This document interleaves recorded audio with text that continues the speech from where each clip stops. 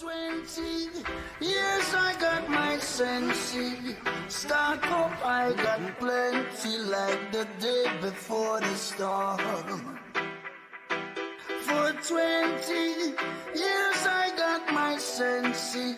Stock up, I got plenty and she'll never let me down.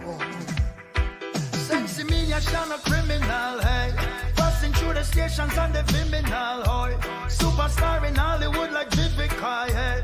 Ruling all the schoolers like a principal, hey. In some instances, yo, she biblical.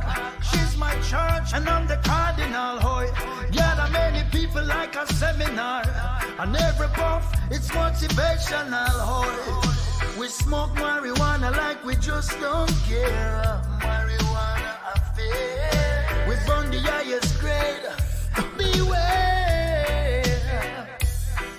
For 20 years I got my senses.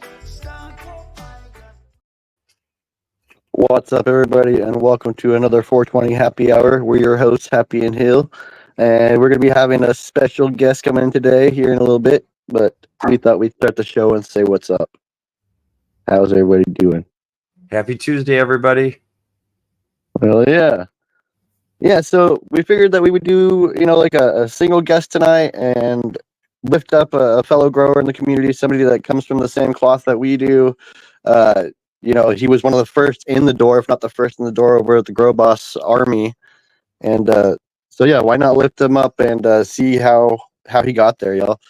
And if you guys aren't familiar with him, his channel's in the description. If you're new here, check him out, man. This guy's fucking legendary.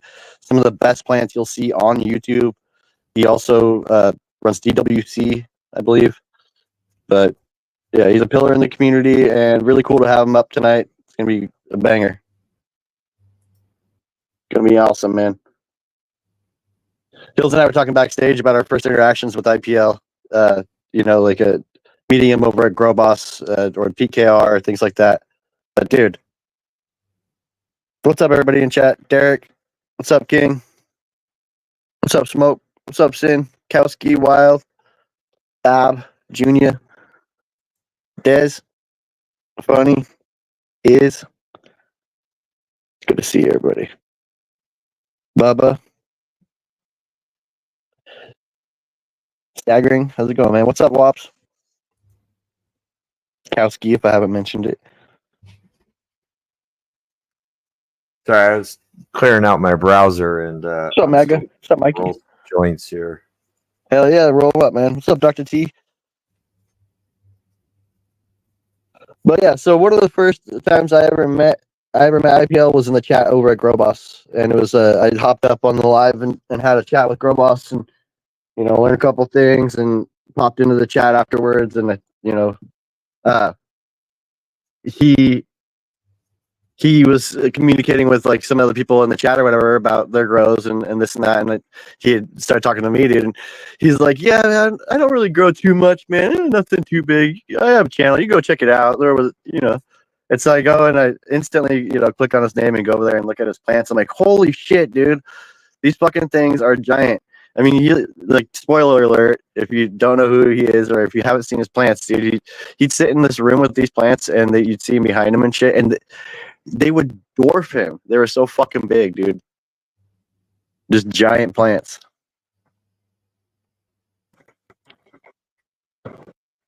Enormous. One video. Yeah, we have some clips, yo. We've got to play some of his videos.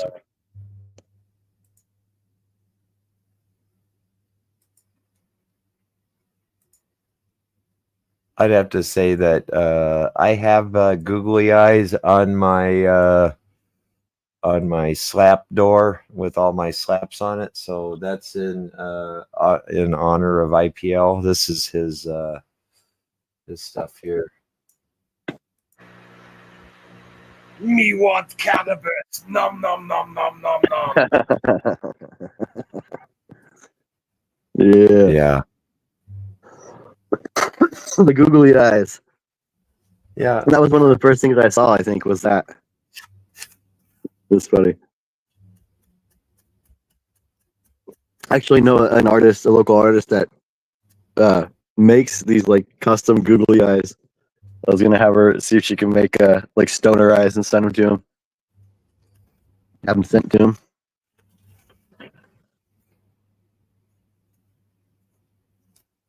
So I talk about growing Girl big boss. full plants. What's Go up? ahead. Sorry. No, that's okay. No, Go ahead. I was just saying his plants are impressive, man. Like I said, they're giant fucking plants in an indoor setting in an open room. You know, it was one of the first grows I've seen like that, and it definitely ranks the highest. I've never seen anybody run DWC in such a way. That is what he runs, right? Yeah, he Deep water culture. PWC, and then he got into those are they air pots or whatever there for a while. Yes, he tried. I remember that he tried those air pots. Or I forget what the name of them the grow system is. The grow aces. Yeah, he had a set of those. So The grow aces. or whatever. I think that's what it is. Oh hell, Yeah, the yeah. green, huh? Those little green things or whatever. I remember what you're talking about. I think hemp ran them too. He tried them out, but he used dirt in them. Soil. What's up, Mike D? Yeah, I've always wanted his secret weapon, but I've never been able to afford the full like 5 or 6 pound bag. But he used to sell alpaca poop like straight out of the fucking ass of the alpaca. I just never actually got my bag. There he is, and we'll bring him up. Hey, gentlemen. Yo, Hey, how we doing? Pretty good, brother. How you doing, man? I'm doing pretty Ladies and good, gentlemen, man. Indoor Promised Land. Proud to present, man. No, it's incredible. Thanks for having me on, man. It's been a while since I've done one of these. Dude, it's our honor to have you on. We appreciate you, man. Like I was saying before you came on, as far as like the growers out there and somebody that you could look at their grow and say, hey, this is something that I would like to achieve in my grow. Like maybe you're in a situation, not you, but a grower's in a situation where they're not so sure what's going on. Who knows if DWC is for you? But dude, if you check this shit out, like the proof is in the pudding. If you look at the plants, it's what I would want if I was running that. Just giant, beautiful plants with big yields. maximize space. Dude, I was listening to your show before I came on here. I had to charge my phone a little bit to get us going so I don't burn out here while we're on. StreamYard takes up a lot of energy. But Yes. but you said such kind things. I feel like I'm getting one of those lifetime achievement awards where they retire you from your where they tell you quietly that you're being retired from the industry and here's your award. See, there's the fluff-a-thon, but I mean, fluff where fluff is due, and this is one of those scenarios where it's like, like I said, the proof is in the pudding. You see, like, your skills with whatever it is that you do with growing in any scenario. But we've seen it time and time again. Every single time, it's a win. You know what I mean? Like I was saying, you were, as far as I know, you were one of the first to the door over at Grow Boss's, channel. Yeah, one of the original guys that found him, and that alone right there to me is intriguing. A lot of the names I remember of some of the people from back then, I haven't seen those guys around in many years. A lot of the people who were like kind of the first in the chat, a lot of the monikers and whatnot, they were powerful. They were there like every week for like, a year or so, but it was kind of right before like maybe I saw Nuggy, you know what I mean? Like we're kind of right before that area. And there was a bit of a changing of, who was in that space. When you first started, you lived in the city and you were growing in like a 2x4 closet, correct? Oh, yeah, okay, yeah. So, when I got turned on to Grow Boss, I had done like maybe 2 grows, and I'm like putting them in big fucking air quotes grows because like one of them didn't finish, the other one finished and was just miserable.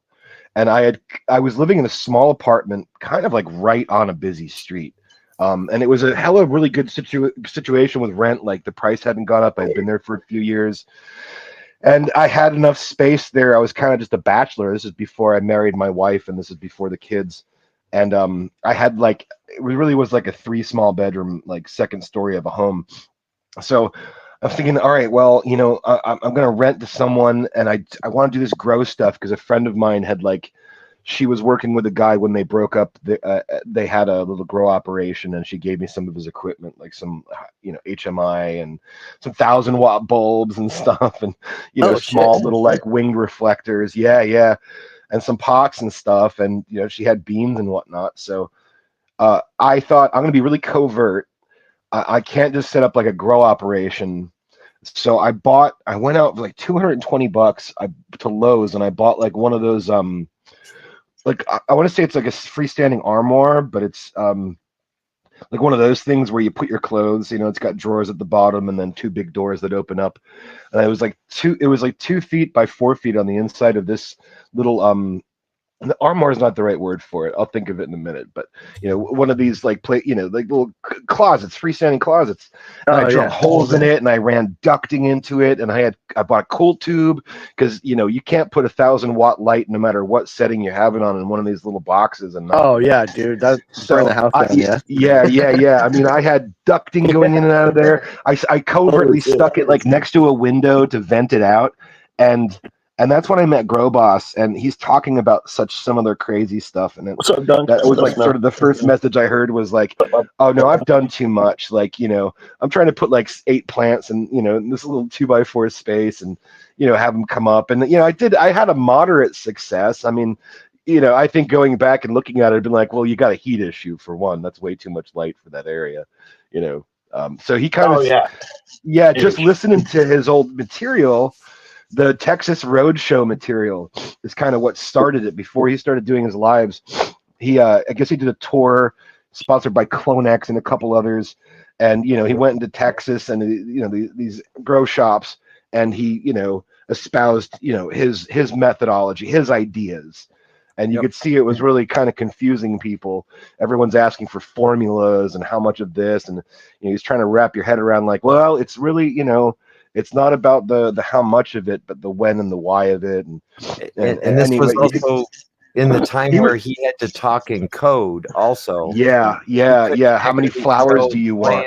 Yep. Do you want 1 flower or 2 flowers? And people are like, what? And yeah, he was selling the clean edition of the grow book in Texas.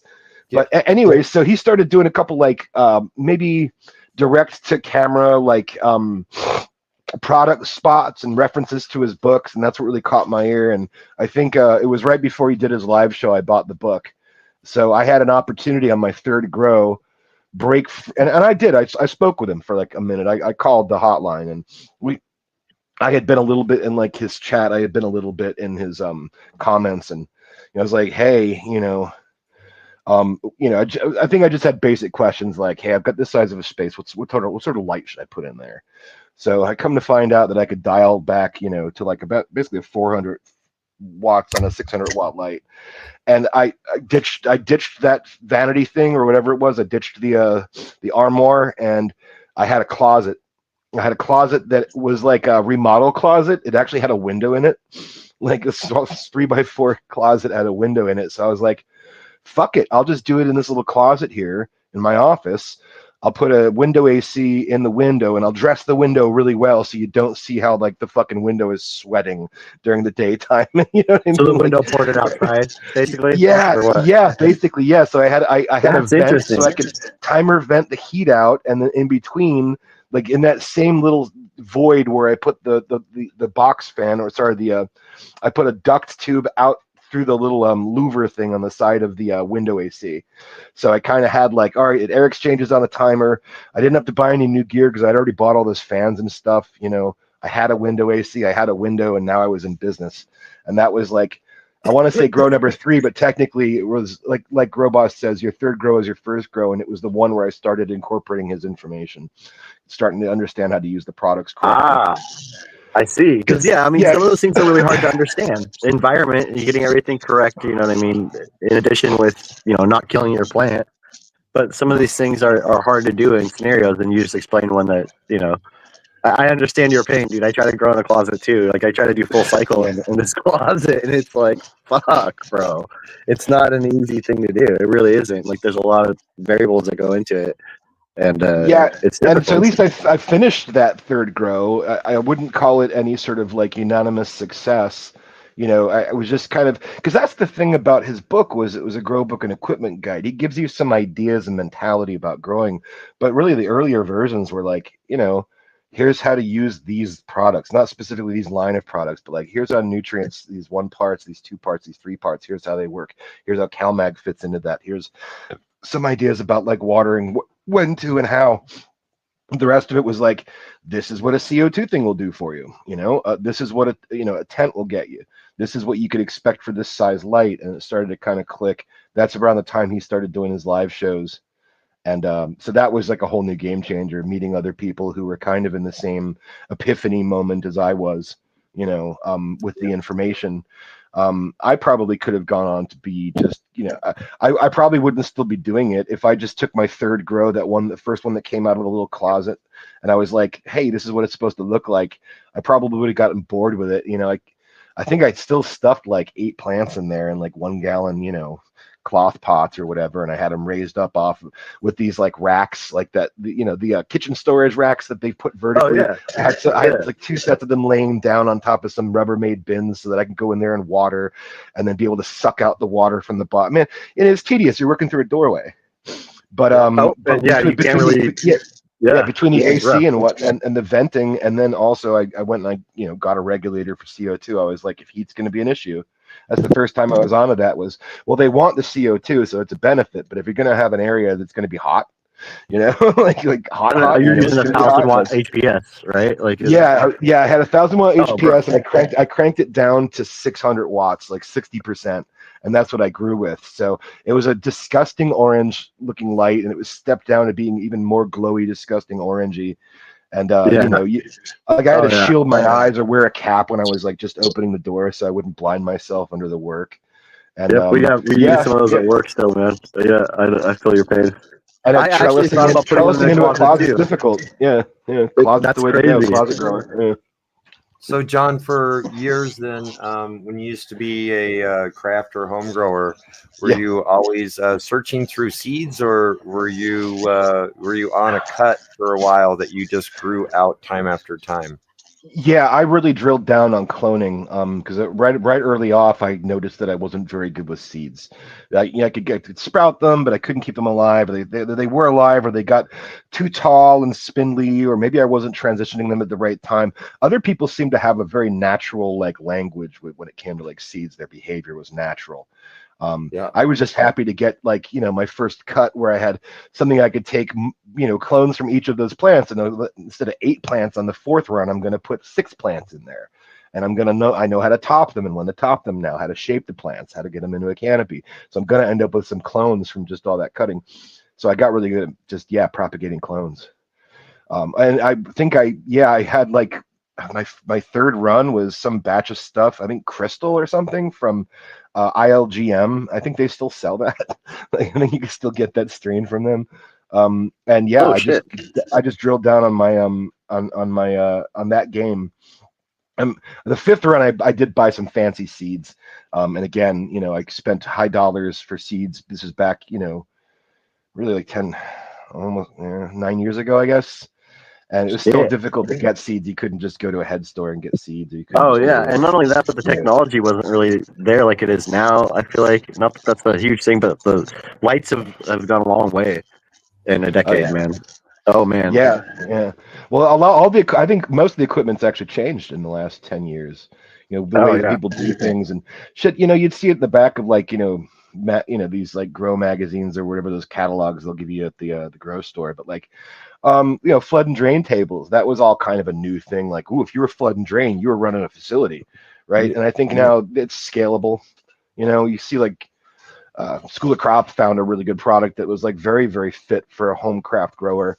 It sort of fits those needs. But even the methods of, before you even get into like, all right, now we understand what PAR really is, and now we understand what emols are, and now we understand the LEDs, and now we understand stuff. They tout like VPD because controls were very expensive. Controllers, like you had to be doing a certain output before you could justify a lot of that gear, and now most of it's solid state, pretty cheap.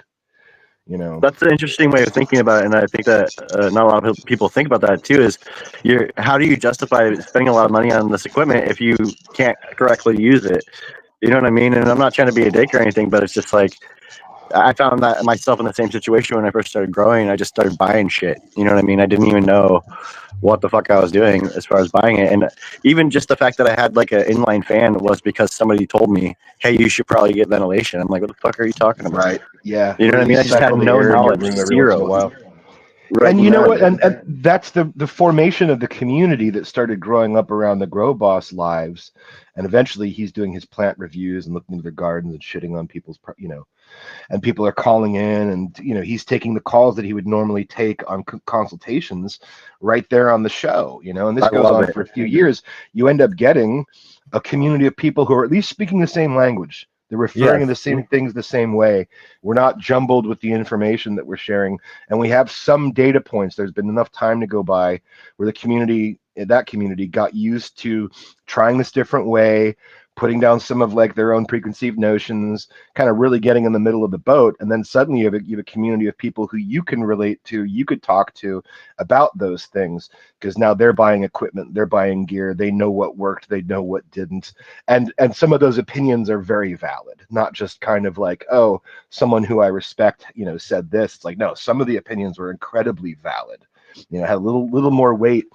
And then it's like suddenly a whole world of successful growers kind of came up, you know, in that crucible, you know, of those live chats and that community at large after so many years, you know, which is where we are now. We could all, I mean, you know, even if like only even half the people you knew were half as successful as they are, you'd still have a metric to understand one another, and you'd still know, oh, well, this guy got this thing for his space, and I have a similar space, and I've been curious about it. Just think about the lights. Like we went from the popular thing after the metal halides and the HMIs was the ceramic metal halides. Everybody kind of went to those for a minute. And then, of course, LEDs come in and you get blurple, which does anybody fucking grow with that anymore? No. And then, you know, a year or so later, you start getting like some of the true white and the balanced white, the natural white. Yep. Yeah. Better boards and whatnot, better drivers. And then a few years later, now half the stuff has like red spectrum in it, and some of it has, you know, a spectrum of reds in them. And you know, if you had told me this is what we'd be growing with back, you know, during the blurple thing or during the ceramic metal halide revolution, you know, It's crazy, right? many steps, and it's all just happened in a short amount of time. So you know, everyone has to have sort of a chance to catch up with that, see what other people are doing with it, maybe try it, have their own experience. And then there's, you know, hey, if it's always new technology right around the corner and it's only getting better, people just keep spending the money, you know, so things get expensive. You know, you don't want to take a gamble. You want to do a sure thing. So you needed community members who were out there who had maybe just they're a couple steps ahead of you, or they had a couple more bucks than you did that year, and put together, you know, an entourage of new Good gear, data. you know? Yeah. Yeah, good data too from people that you can trust. You know, that's a big part of it too. Is there's a lot of data out there. There's something that could be said about that. There's so much data out there, but how much of it is actually effective and true to your grow? You know what I mean? And it's even selecting the right data that pertains to your grow.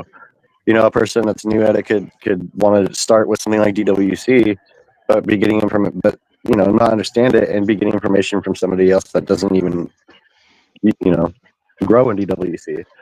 Yeah, and to be It's little perfectly things like honest, that too. if you went looking for DWC information today, there's still only like, you know, it's really kind of small gathered handful of people who are doing it with any level of, you know, Gary. obvious success. Gary PA, You know? I'd have to say, is like Oh yeah.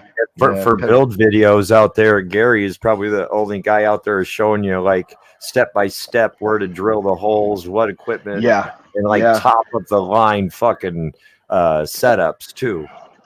Now Gary's super great because he really does empower the DIY guy. I mean, of course, he sells all those parts, and even if you're not a DIY guy, he'll sell you systems that they'll put together there in the shop and ship out to you. If you want him the holes drilled, he'll drill every hole for you. That's you right. know? Yeah.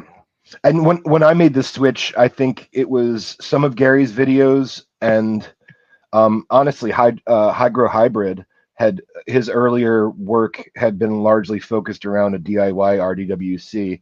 and he did this 2-plant system for a long time. It's like 2 plants on 40 gallons, 2 separate buckets, kind of the same. And that's kind of how I designed my system around, was, you know, the stuff that he was using. You know, the bulkheads were right. You know, he said, let's just get good bulkheads.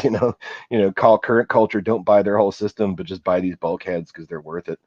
And So then here's how to use the rest of this stuff. And anyone who knows how to do a little bit of plumbing work, or at least use plumbing parts, be off to the races. But yeah, even today, you'd only find like 4 or 5 resources like that, and I think I count myself among them.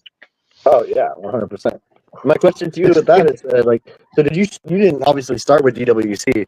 What made you decide to make the plunge to that, like to just dive headfirst into like a whole new thing? Because man, that's got to be, in my opinion, like maybe I'm wrong, but like going from something like soil, that's a whole other thing, man. Like it's a whole different form of growing as far as like keeping maintenance of it and everything. Like soil is just it's a lazy thing. Like it's slow as fuck, and it's just it's like crawling. Whereas I see DWC, you see your plants, they just fly. I mean, when you go through veg, if we started a plant at the same time with the same methods, like I use soil, you use DWC, your plant would literally dwarf mine out within a couple of weeks, dude.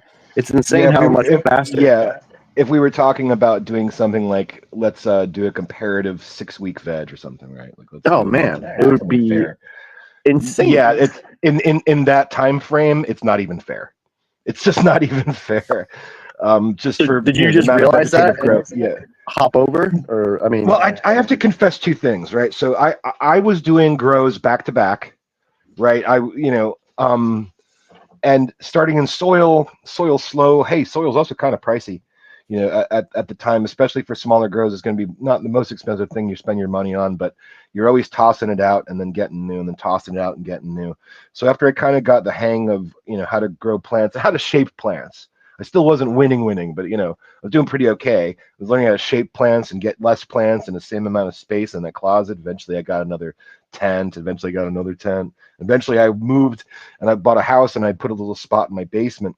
And that's around the time that I was getting into cocoa, because hey, cocoa, you don't have to keep throwing away. If you don't want to, you don't have to keep throwing it away. So it seemed more sustainable. But the fact is, like, I've always been lazy. Like I'm really interested in the plants, and I'm really interested in the weed at the end.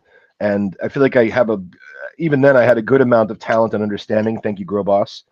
And thank you, community, too. A lot of people probably listening here were part of my my growth experience in helping me grow and giving their opinions and showing their plants. But I'm lazy, and I know that about myself, because as soon as I got into cocoa, I thought about, how can I automate this? Like, how could I get, like, a pump system, drippers, lines set up, timers timed right? How could I do this without really being there for some days at a time? I'm lazy. Lazy, or you're selfish with your time, and you found that too. Yeah, other things to do with your time than spend it in your garden. Yeah, I build pretty well at work. I'm a carpenter, and I build pretty good at work. I think I'm like at the top of the price range, at the top of my game.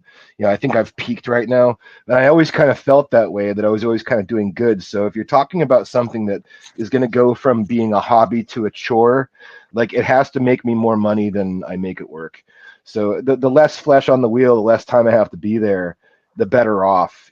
So yeah, I've bought drift systems and emitters, pumps, and all this stuff, trying to make it all work. And all those things do work if you know kind of how to use them, but you're always kind of dialing things in. And then I got settled and into cocoa, and cocoa was doing okay. So I did years of cocoa runs, and then I started seeing people do cocoa a little bit better than me. And that's when I got the RDWC bug. I was like, for some reason, I'm not able to get 100% out of this cocoa. I just don't understand what I'm missing about it. And we were still, even in our community, getting a lot of different information. Ask 5 cocoa guys about watering regimens, and you're going to get 5 distinctly different answers. And you could be looking at 5 individually successful gardens. So it's like kind of hard to tell. But then I really did. I saw Hygro Hybrid. I had my fucking aha moment. I had seen him, and then Growboss started talking about grow more, stress less. And that motherfucker did one hydro plant in one tent, And we saw him stand on that fucking ladder to get over top of it in that 4x4 tent with one plant. And it was like, holy shit, no, that's the goal now. And if I got to go buy a bunch of tubes and bulkheads and stuff, to be perfectly frank, it had been a few years, and growing cannabis had gone from a personal interest to something that I was a hobbyist at, to something where I kind of had like a little craft thing going on, but it became a chore. Like I said, a chore, and I don't like work. I'm very lazy. So I started kind of petering out, like, hey, if I can't hit this 100% mark with this cocoa every time, like, kind of what am I doing? I know I have the skills because the plants are going good, but then I'm seeing other people in different methods, and I felt a little less confident. So I was honestly burning out. I was just getting bored. I was not excited, and I saw all these people coming into the community who were so super excited, and I think it was their excitement meeting like constantly new growers who are going through kind of that combine over there, the Saturday show over at Grow Boss, and that they were keeping me excited. That was a lifeline, because it was like, Yeah. all right, I'm already doing pretty good. I get pats on the back. People seem to like what I'm doing. I'm getting bored. I don't want to fall off the edge because I have like these skills. So when it was like, hey, what if you fucking scrap everything and really pour over a couple people's, like, again, Gary's videos and Hydro Hybrid's videos, pour over all of them, find out where the successes are, find out how they're using this equipment, source it, go get it, put it together. It's going to take like a month for you to get all the parts, and then it's going to be like a little craft experiment. And I'm like, I'm not a builder, but I'm a builder at work. So it's like, all right, I'm going to build this out and figure out what was right. And then I had brand new excitement after my first harvest. When I saw how things are growing in veg, I was like fucking hooked. And it really was the shot in the arm that I kind of needed for this. If I was going to continue to do this, it's a lucrative chore. I don't want to call it a job. I don't want to call it a side hustle, but it's lucrative, and it becomes a chore. So RDWC is nearly fully automated. I mean, you could really take it over the top, but it wouldn't matter if it was automated. It wouldn't matter if I had to go in there and hand dump out the water and then hand refill it every few weeks, because I was excited to be there. I was excited about what I was seeing. And yeah, from that point, I hadn't looked back. I mean, I've changed things up a few different ways. I've chopped things up to kind of make them work a little bit more with my workflow, a little bit more with what I have. I recently put my system back together a few months ago, and I had little tweaks and stuff in mind, and it took having to reset the whole room, and then chop up all the stuff and then put it all back together in the dimensions that I wanted. So it's still been evolving. And now there's tons of DWC guys you could look at. Yeah, I did. Yeah. That's pretty friggin' cool, man. Like I knew that you put time and effort into it, but I didn't realize like you actually built it. You know what I mean? Like you didn't just buy a system. I know I've seen you test systems before, but dude, that's really impressive. Well, hand to God, it really was like, and he's not listening, so I'm just gonna say, I don't know if anyone here is gonna go run back and tell him. I don't really appreciate his material anymore, Hydro Hybrid, but goddamn, I would not be like Indoor Promised Land guy if it wasn't for that guy. And we've never had any communication. He's never even so much as responded to a comment. And we've been asked to like talk to him, and he just is not interested. But yeah, I watched his early videos, and he really was like the guy who, if you're gonna watch like an hour and a half of videos, he'll tell you where to put all the holes in all the plastic and what plastic to buy and how to do it right, and and what he did, and then you watch weeks later, and he's like, all right, it's a new run, and I've tweaked this part. I noticed this wasn't quite right about how I vent the waste, or how I pump out, just to do refills. Just a lot of thought put in that I didn't have to put in. You know what I mean? John, awesome. you just made a comment there, and I'd have to say that's why I myself found this community, or this group of people that's watching a lot of us, is because they were actually touchable. Because when you went to the other channels, you would respond, you would try to interact, and they were untouchable. You wouldn't get any communication back. And with Growboss, I can remember like coming home, turning on my TV, and I'm watching YouTube on my TV, and he says, I'm going to do a garden review on Hills Grows. And I went, what? And he got me. It was the interaction, and just being able to talk with you on panel, or Nuggy, or there were others that, you could actually have an interaction with. Hemp with Gigi was another one. Happy. That's how I started in this community. Either that or I was trying to talk to other people and they were just unreachable. So, Yeah, you couldn't talk to him. Yeah, no comment answered or anything. Even if you have something good to bring to the playing field, like you could have something awesome that would benefit even them as far as information goes. It's just buried Yeah. by 1,000 other messages. I But yeah, remember no. I'm having a hard time with the dates and the times and remembering. I have it in reference of like before I had kids and after I have kids. So like my son is like about 9 now, and I was doing the stuff with the Grow Boss's earliest work and reading that book like shit, like I think 2 years, maybe a year and a half, 2 years before even he was a glint in my eye. So like, going back so far, but yeah, he, Jason always talked about, oh, it's a parasocial relationship with him. It's one way, but it was never fucking one way. I mean, it was never. No. If you No, we showed love up the and guy, asked man. questions, if you put yourself out there on the spit, he'd roast you. If you sent your little pictures in, he'd take a look at them live. That was his content, and then you have the community as well. And I did, for a minute, like, because I did get in a little bit ahead of some others. I might have had read the book like 5 or 6 times before some of the other people we know had just gotten it.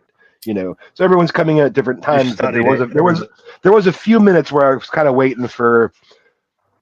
It's not like I hit the mountaintop, but I just left months earlier than everybody else to get to the top of the mountain or to get up that hill, and I was waiting for everyone else to get up the hill. And man, everyone's fucking all people I didn't even imagine would get up the hill have gotten up the hill. You know what I mean? Like ever since then. So I have more robust I have more robust conversations now with all you guys. It's not everyone trying to figure shit out. People are pretty well convinced that they've fucking figured it out. And anyone who I talk to, anybody in this group, they're not lying. They're not making it up. They're not using like their uncle's recipe from 1976 and a bunch of old ideas. They're kind of speaking the same language, using the same metrics of success. And that's very reassuring. But I think also that I've probably peaked too. Like, I think a lot of us have peaked. Like, what else do you do? More in the same time? Like how much of a job do you want to have with this? I think Robot said that to us before too. How are you gonna beat that garden, bro? How are you gonna beat that garden? What are you gonna do? And you're just like, when you talk to you, you're just like, I'm gonna do better next time. That's all you. Well, the only way to beat it is just being consistent at that point. That's it. It's CrossFit. You train against yourself. Yeah, you're performing against yourself. Because I don't see a lot of different quality of garden. I see great gardens and I see shit gardens. I don't see a whole lot of like in between. Mediocre. It's either a win or it's a harvest, right? Yeah. Well, I feel like my last grow, I'm like, I fucked it up. You know what I mean? I didn't do it how I usually do it. I didn't have as many coals as I would like. 2.5 pounds out of a 4x4. You know what I mean? Like, I'm like, oh, well, I fucking oops that shit. I didn't really even do it how I usually would or put the effort into it. I was so fucking busy with work. You know what I mean? It was just one of those autopilot things where I kind of, fuck, I missed that part of the training. Oh, shit, I missed that. Let's throw a net in and see what happens. Fucking A. And it just worked out. But it worked out. You know what I mean? I got a couple pounds. I got what I wanted, and it's quality. Makes you happy. Yeah, when you get what you expect. Yes, bro. It doesn't even matter getting more. Just get what you expect. When you expect something and you didn't get it, oof, man, that's where the ego has to come out and throw up the armor and shit. You get kind of quiet about your last run. And hey, I just wanted to say, I see everyone out there. I'm looking over the comments and chat. And first off, I want to welcome everybody for coming here. Thanks for joining this opportunity. I appreciate it. For a lot of these people I know, the people I'm talking about, most of them are out here. Specifically Nuggy. Nuggy's out. He just said, we came up around the same exact time. Yeah, I think that's true. And I remember when you got really serious about the grow shack and like your first garden where you like filled it with the fewest amount of plants you could, and you really were rocking out veg. And I don't know if I've ever said this, and it's not a fluff, it's the truth. But I got a lot of like a good sense of healthy, I want to say competition, or not one-upsmanship, but like kind of a healthy like, oh, that's your game, all right, I gotta step up my game because that's the new average. That's good. And that's and a lot of that happened with Nuggy, and I don't think I'd be the grower that I am without seeing his stuff at that time. Also, honorable mentions, of course, shout out to the big old Tone G. Tone G was like one of the first aha moments I think a lot of us in this What's up, community Bear? had. Was talking about someone who was doing volume. You know what I mean? Yeah. And rocking out veg with beautifully shaped plants.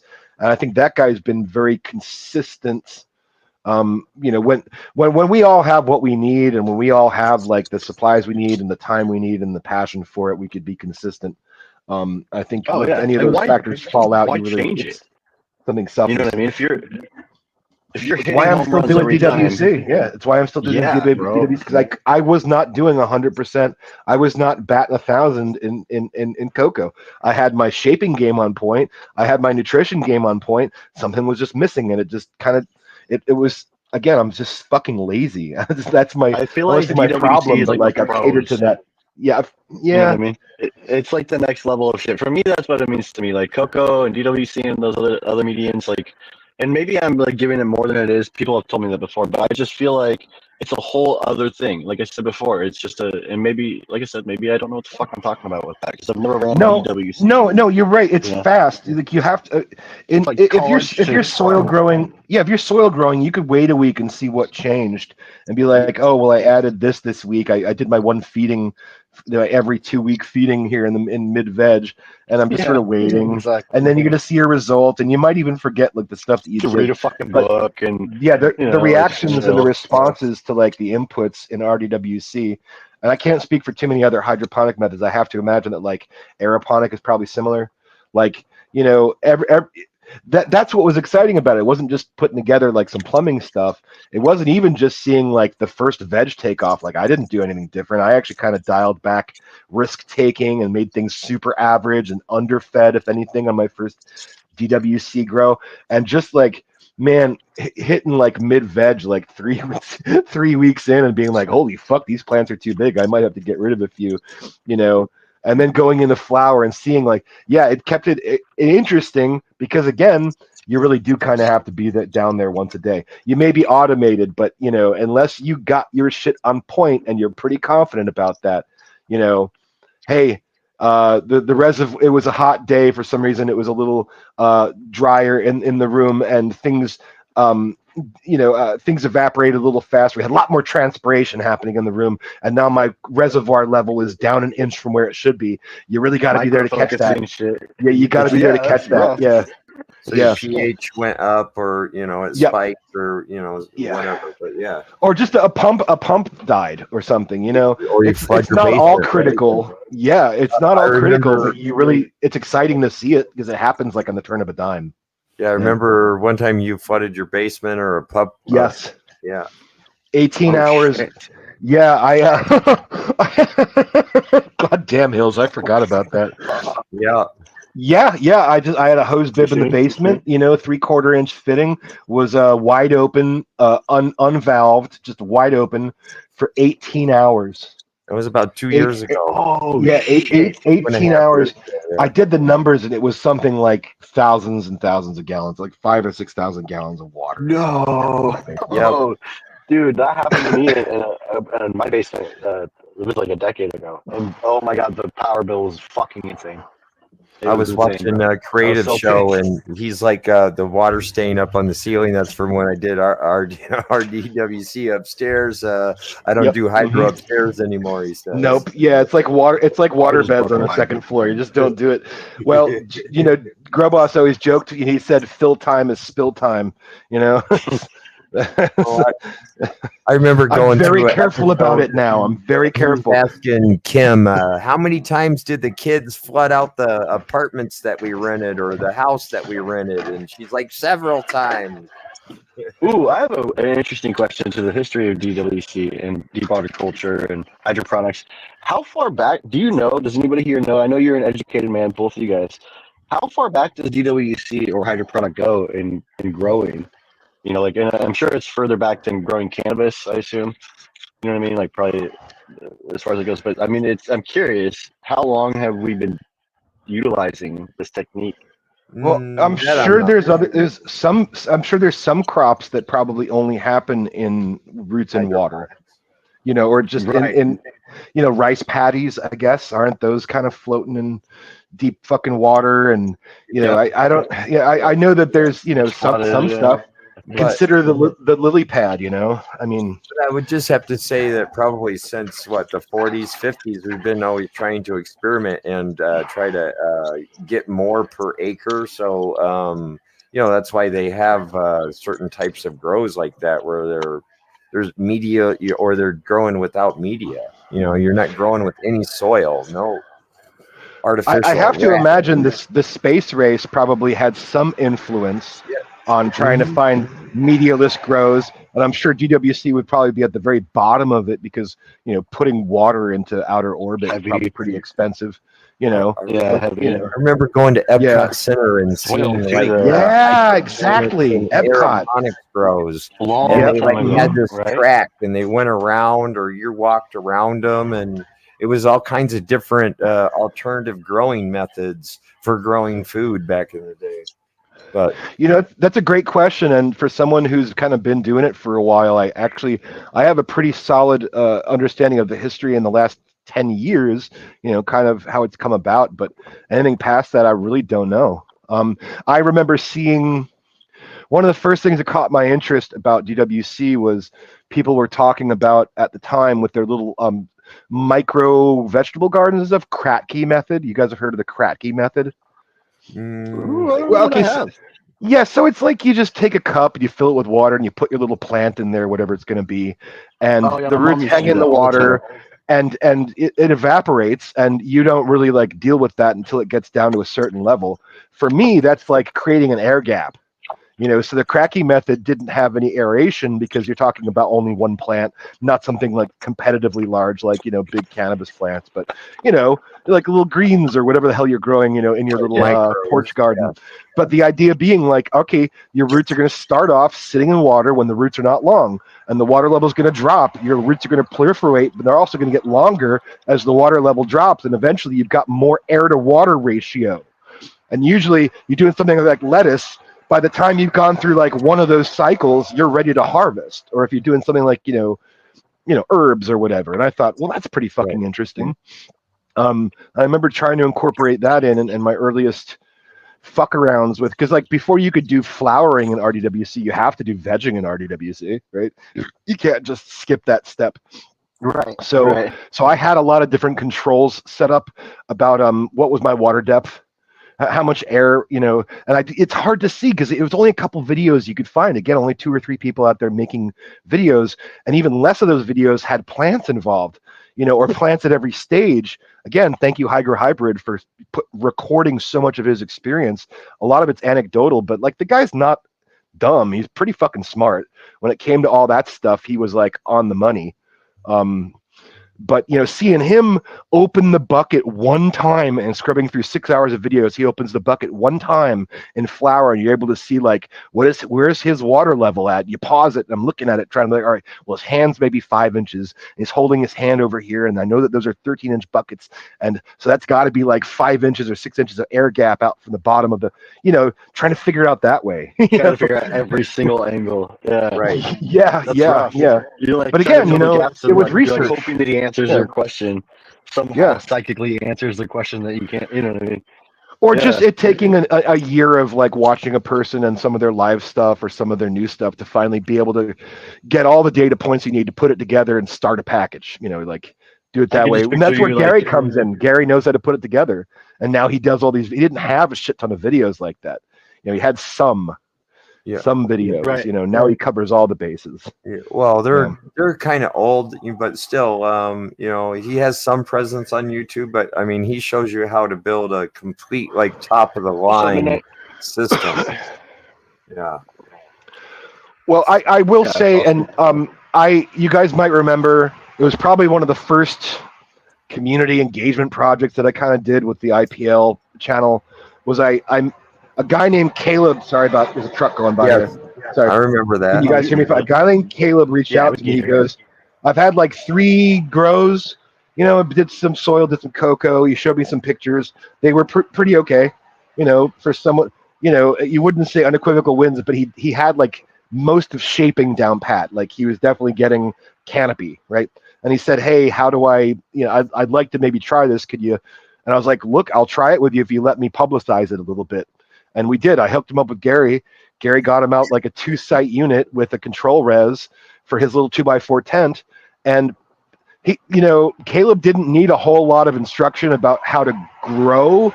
He just kind of needed the pointers that I had picked up along the way about how to adapt that into the RDWC. And so Caleb's first RDWC grow at the end of it was fucking amazing. Like, seriously, like, should have been an inspiration to anyone who saw it. At the same time, I'm also not trying to convert everyone into it. It's not going to be for everybody. It doesn't fit everyone's style. But dude reached out to me like a year ago, a year after all that. He's like, hey, just wanted to let you know I'm still doing it, and here's a picture of like some of my recent grows. Dude's absolutely killing it. So it wasn't something that you needed a special, I don't know. It's back to your original postulation that it's like advanced growing. It's not, but you just have to already know what you're going to expect down the line.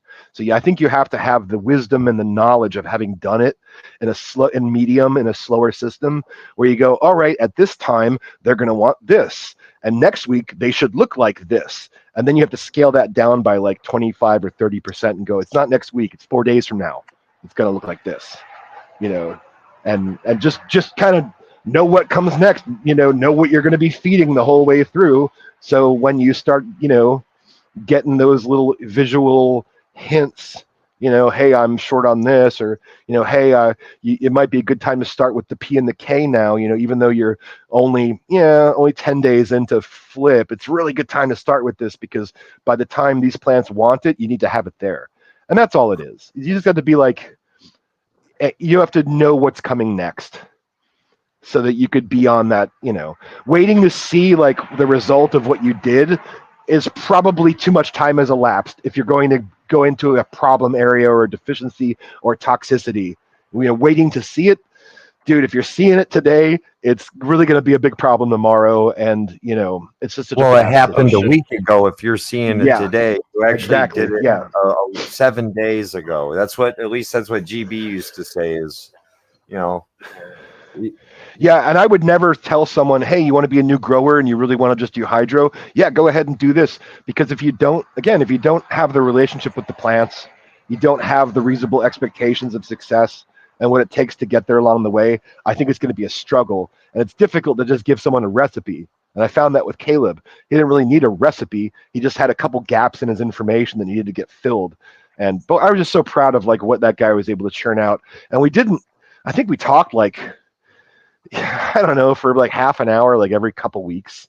He'd send me a picture in the middle of the week. I'd send him a text back, hey, do this, and that would be about it. But it could be adapted by any of us, I'm sure.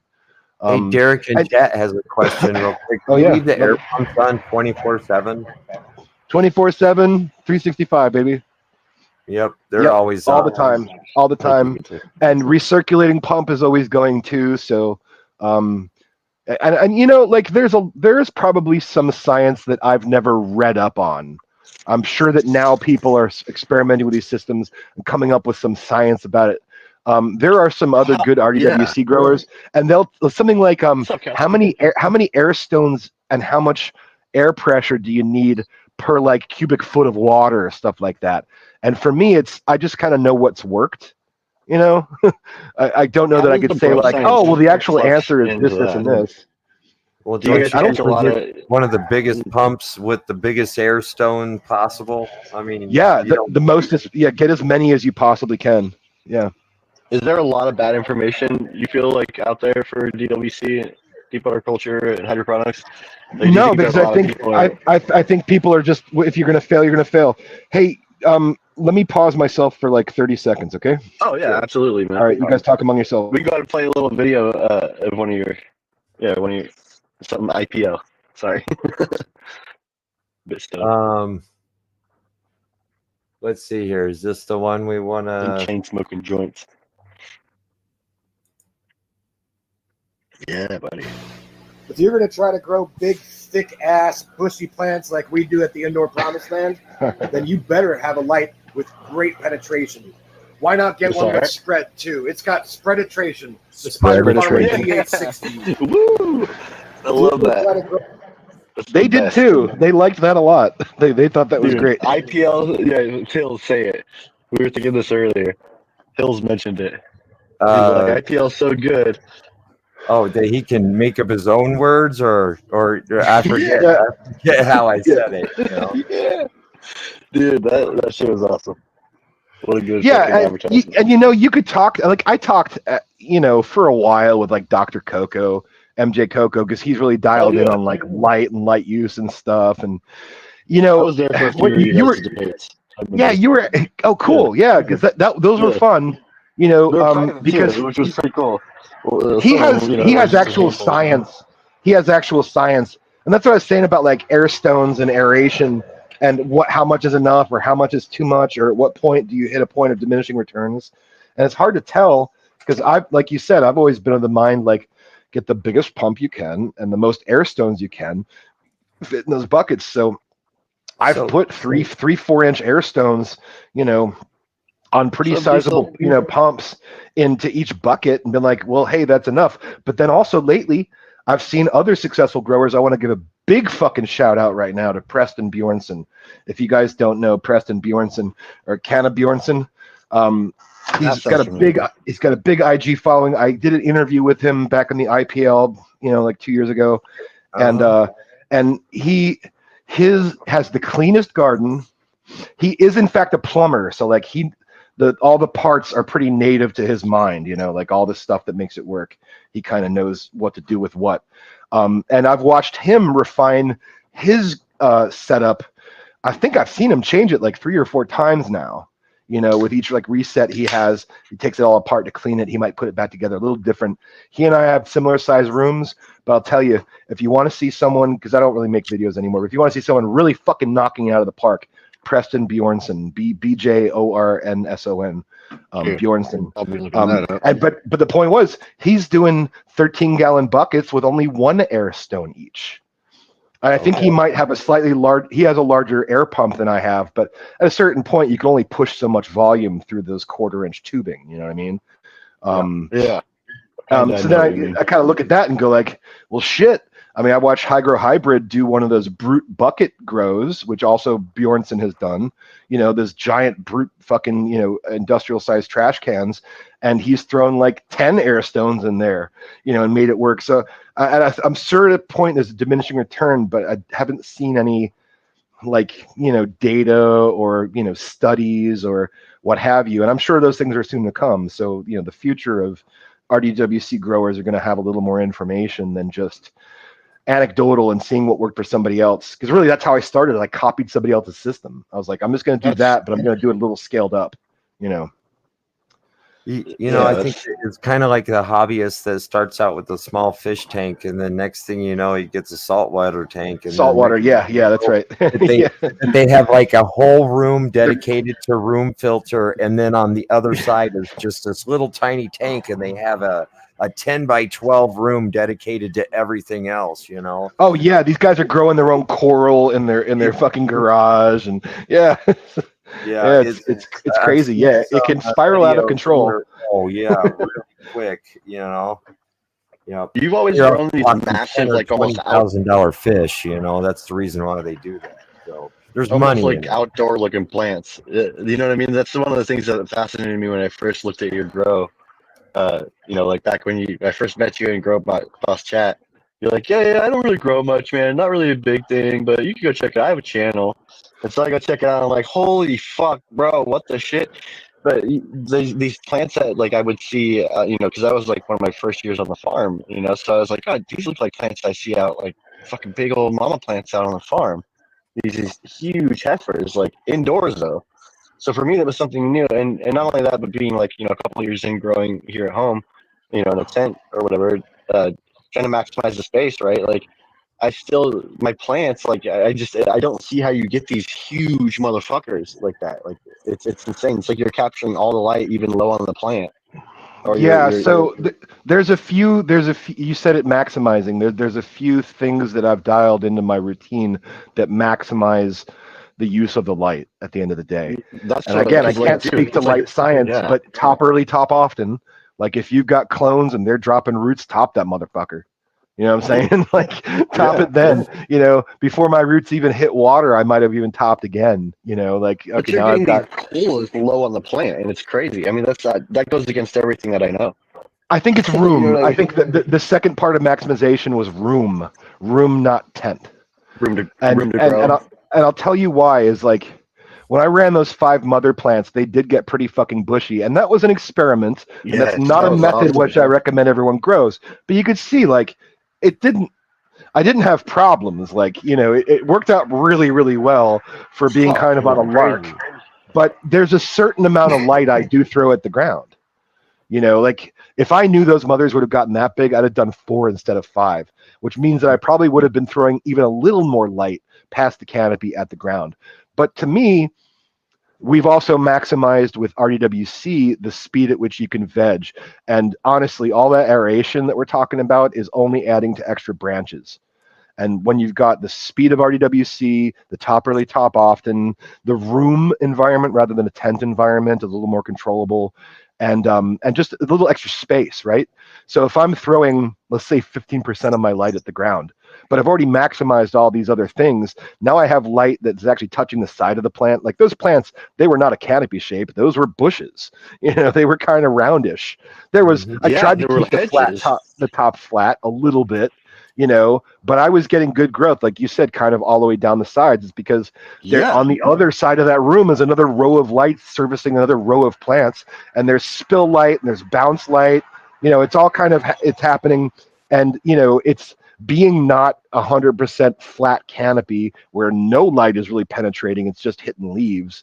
Um, if you're going to do bushes like that, I think you have to have something that you maybe what I don't want to say get side lighting. What I'm saying is put them far enough apart that like some of the light cascades down the sides of them.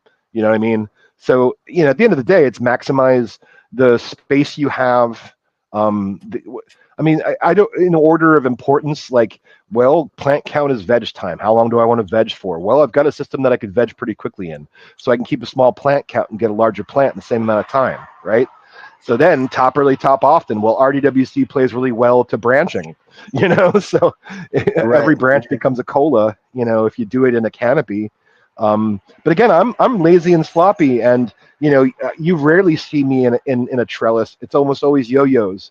I'm going to yo-yo this stuff at the end, not to spread things. My plants stand on their own. They don't really need emotional support from the No, trellis, yeah, like trees. you You know. grow trees. Right. Yeah, and so yeah, the first and foremost is always plant shaping. Shape your fucking plant, man. You know, Right. top Well, early, yeah, because top that's often. Get as many you heads know as me. you're going to have That's what going. I Yeah, do.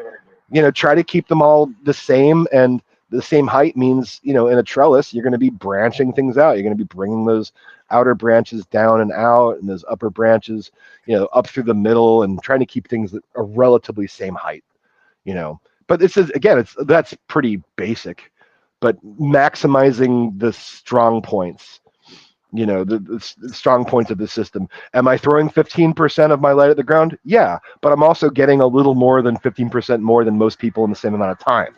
So, you know, what am I going to worry about? You know, What kind of veg are we looking at? Like, do you mind sharing that? Like, as far as time, because okay, you know what I so mean. Like, I yeah, do a lot more because you know me. I do seeds a lot of time, so it takes fucking time. yeah, That shit I've found moves that. slow. Yeah, so the methodology is, and it's almost always been clones for me. So you take a cutting, you let it root. Now you've got roots. Now you take that rooted cutting, right, and you stick it in. For me, I'm using like a 5-inch net pot. Some people use 6. 5 inches is what I found is fine for me, and hydroton pellets. So you put the fucker in the root in the net pot with the hydroton, and stick that in a system, and wait for roots to drop down and touch water. Once they do, that's the same thing as like a fully rooted solo cup to me. That's like day one veg, right? Like I could up pot it technically, right? You know, you could take your solo cup, it's well rooted, stick it in a 1 gallon, and boom, start counting days, right? So my counting days is roots have touched water. Now I'm actually in the nutrient solution. Now I'm active. Now I'm ready for the system, and that's when they go in. The number I've found that works the best for me is like 36 days. 36 days. I've done 28 days. I've done 20 days. I feel like the extra week that I could put in is worth like maybe 100% more bud at the end of the run. You know what I mean? So when you've got such a short, fast system and you add an extra week, it's things look super great by the end, and you can kind of get away with some of the stuff you really can't get away with in soil, by way of like short veg times. Those mother plants, fuck, I think those were like 10 weeks old. Well, the only way in soil, No shit. the only way in but soil 10 weeks that is you it's 2.5 months of veg, and I think I see soil plants coming looking pretty good at 2.5 months of veg. 60-day veg, right 75-day veg. Yeah. Or the only way in soil is to shorten the veg time is to do more of a plant count and do more of like a sea of green or smaller plants, Right. more of them. Right, So, smaller plants more. We see like School of Crop doing that and really knocking it out of Yep. the park. But the other thing about the mother plant run, those 5 plants, is we took a lot of material off the plant. Like that. Oh my god! I saw saw that. Each crazy. plant, we It's took an sold. average of 60 clones each plant. Yes, And we sold I didn't know if it was 300 cool to clones. mention that, but Yeah, dude, 300 clones. I made a lot of money on clones that run. allegedly, it $15 was a pop. beautiful. Yeah. So Love to if we see hadn't it. removed all those gorgeous tops, what would we have ended up with? I haven't really done like maybe a 45-day run.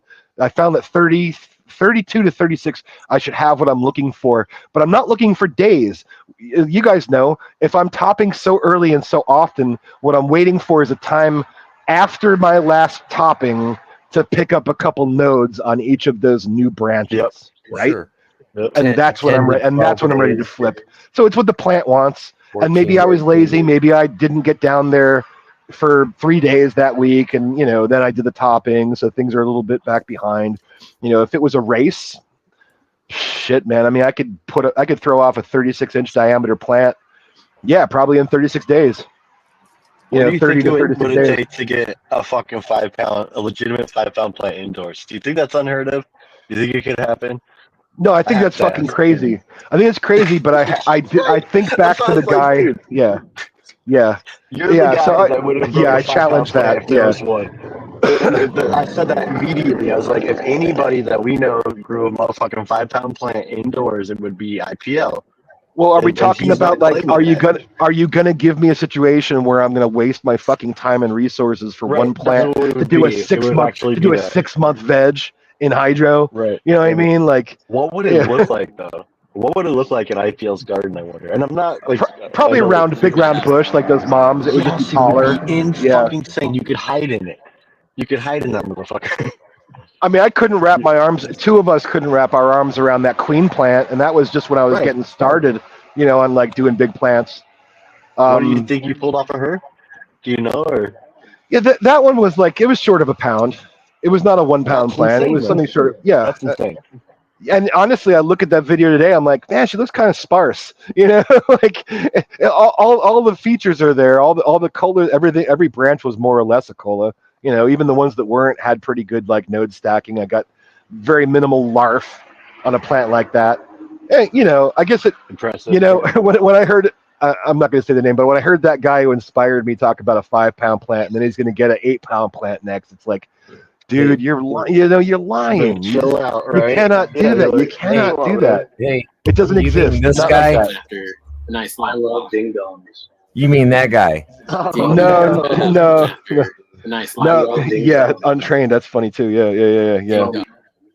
It's just he gives people shit in the community. That's cool, man. I also hear he says he doesn't teach people, which is also cool. Like there's other channels that are bigger out there that like claim to pay for that. We can't teach themselves how to put our fucking socks on. But you know what I mean? So it's cool to hear him be like and one of my good buddies, shout out to Red, got a light from him and another good buddy, CT, which I thought was pretty fucking awesome, man.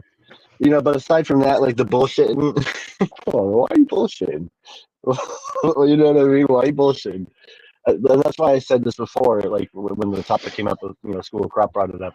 If there was a man in the community to grow an indoor 5-pound plant, the first guy I'd call would be IPL. You know what I mean? What do you think about a 5-pound plant? And we just heard it. We saw this massive mom plant that he said was a pound. That was a pound. right. Right, and all 5 of those mother plants that I grew after the queen, that row that's behind me in that one photo you guys put up, 7.8 pounds. You know, and like no Holy larf, like shit. legitimately, yeah. But you know, it's Holy 5 feet by 15 and a half feet, kind of like, you know, 16 times 4, really, 64 square feet of canopy, you know, and 3 lights. And I think we maxed out with those. I say like 1,800 watts, but I think at some point it was something closer to 2,000 watts over that space because those lights go up to like 860 watts. So that was, you That's know, a lot pretty of light. powerful. Yeah. Yeah. But I mean, considering what we were putting, the inputs we were putting in with like high pressure sodiums, you know, I had 6 high pressure. Was it difficult I to had space the shit 6,000 out? watts. I had 6,000 watts in my room at one point, and I scaled it back That's to just over 3,300 watts. They nearly divided that shit in half with LEDs. You know what I mean? I mean, the lights cross and they hit different, and you know the Yeah. footprint from height and all these variables come to play. So it's interesting to see how you, or it's impressive to see how you dialed all that shit in with multiple lights in a room on 2 different sides, 2 different aisles. You know, still hitting adequately all through the plant. And Without having burning barely enough room to honestly get through it and maintain things. And some of those plants, like the backside of the plants that touch the wall, like talking about a 4-foot cross plant, it's really hard to get down in there and, you know, manicure things. So it also Yes. sort of feeds into the tendency of being a little lazy and just kind of letting them do what they do, only removing the leaves that I absolutely have to remove. You know, some of them I just can't get to. You know, I had like one of those little robotic grabber arms things that you buy your, you know, little kids and stuff, a little grabber, you know, Yeah. little, you know, you pull the trigger and it grabs a claw. I'd have one of those for just trying to like move things around and reposition branches or grab them so I could put a yo-yo on them, and you come up with different solutions. You know, I wish I had a little more ceiling height. If I had more ceiling height, I'd get them up off the ground a little bit, and then I'd have a little more What is your ease of ceiling access. height down there? About 7 foot? 7, yeah, 7, yeah, just 7. That's exactly what mine is. 84 Yeah. inches right to the top of Yep. the joist. Yeah, it's hard because then, I mean, thankfully, you know, I don't think I see any of us putting our LED like all the way to the ceiling. So you still have to have a little bit of room to like manipulate it from, all right, the plants are this tall and now, oh, they're growing up into the light and you want to move the light back a little bit. You got to have some space to do that in. Speaking of, after your interview with Dr. Coco there and talking about lights, did you actually change the way that you hung your lights, or you tried it and then you went back, or will you talk a little bit about that? Yeah, because you know his not his argument, but his suggestions to me was I had my lights too high. Correct. That my I lights were remember too that. low. What's up, Doc? Yeah. I don't think I ever really changed that. Okay. I, you know, if I did, I didn't like it, and we were just back to normal. I don't. I really like to avoid bleaching anything out, you know, and I'm not sure that. I don't know the science, but I'm not sure that bleaching out my toppest, most primo buds is worth getting a little light further down to a thick plant like that. I just don't know So you that want it's to get the worth it to footprint me. you need, and clearly you were able to get a footprint that reached the bottom of these big ass fucking plants. So. Yeah, but your lights had spreadification, so you were good, right? That's right. Yeah. And hey, even that middle light, you know, that's got a bit of a gap from the one in the middle's got a gap, and I've got it on a light mover. So I turn that one up a little light higher, mover. knowing that it's going to scrub across.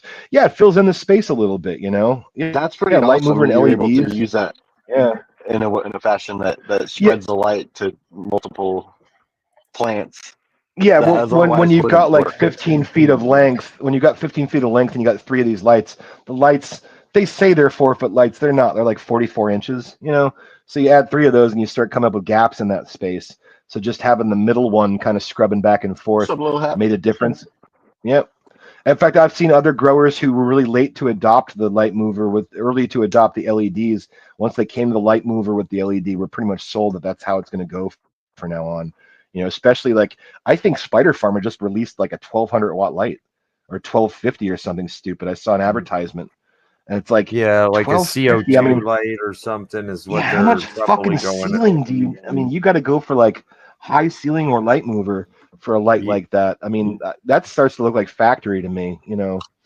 Maybe that's what they're trying to shoot for, is so somebody that has a 10-foot tall ceiling or something like that, so that you can even have them on a table that's movable.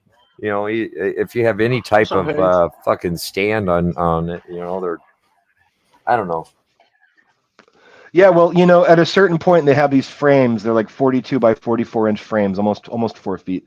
And like, so the 860s have 8 bars of light on that. Then they made the GL 1000, and they put 2 extra bars of light in the same thing. So it's just more light in the same footprint. I imagine that you'd have to go with a broader light or a larger fixture in order to get into something like 1250, where, you know, all right, fine, let's add another 2 fucking bars on that 1000-watt light. Well, you probably have to add another foot of length to the fixture to do that. So, can you imagine where lights are going to be 10 years from now? Oh shit! You know what I mean? I honestly can't see things much changing. I mean, I know some of these LED companies, instead of going with a bunch of little diodes, go with like big fucking honking diodes and stuff. Oh shit! Well, maybe turning off spectrums and having control of that kind of shit, and then, or maybe it being turning off your reds or turning up blues or some integrated UVs that were any worth of shit. Or you make a point.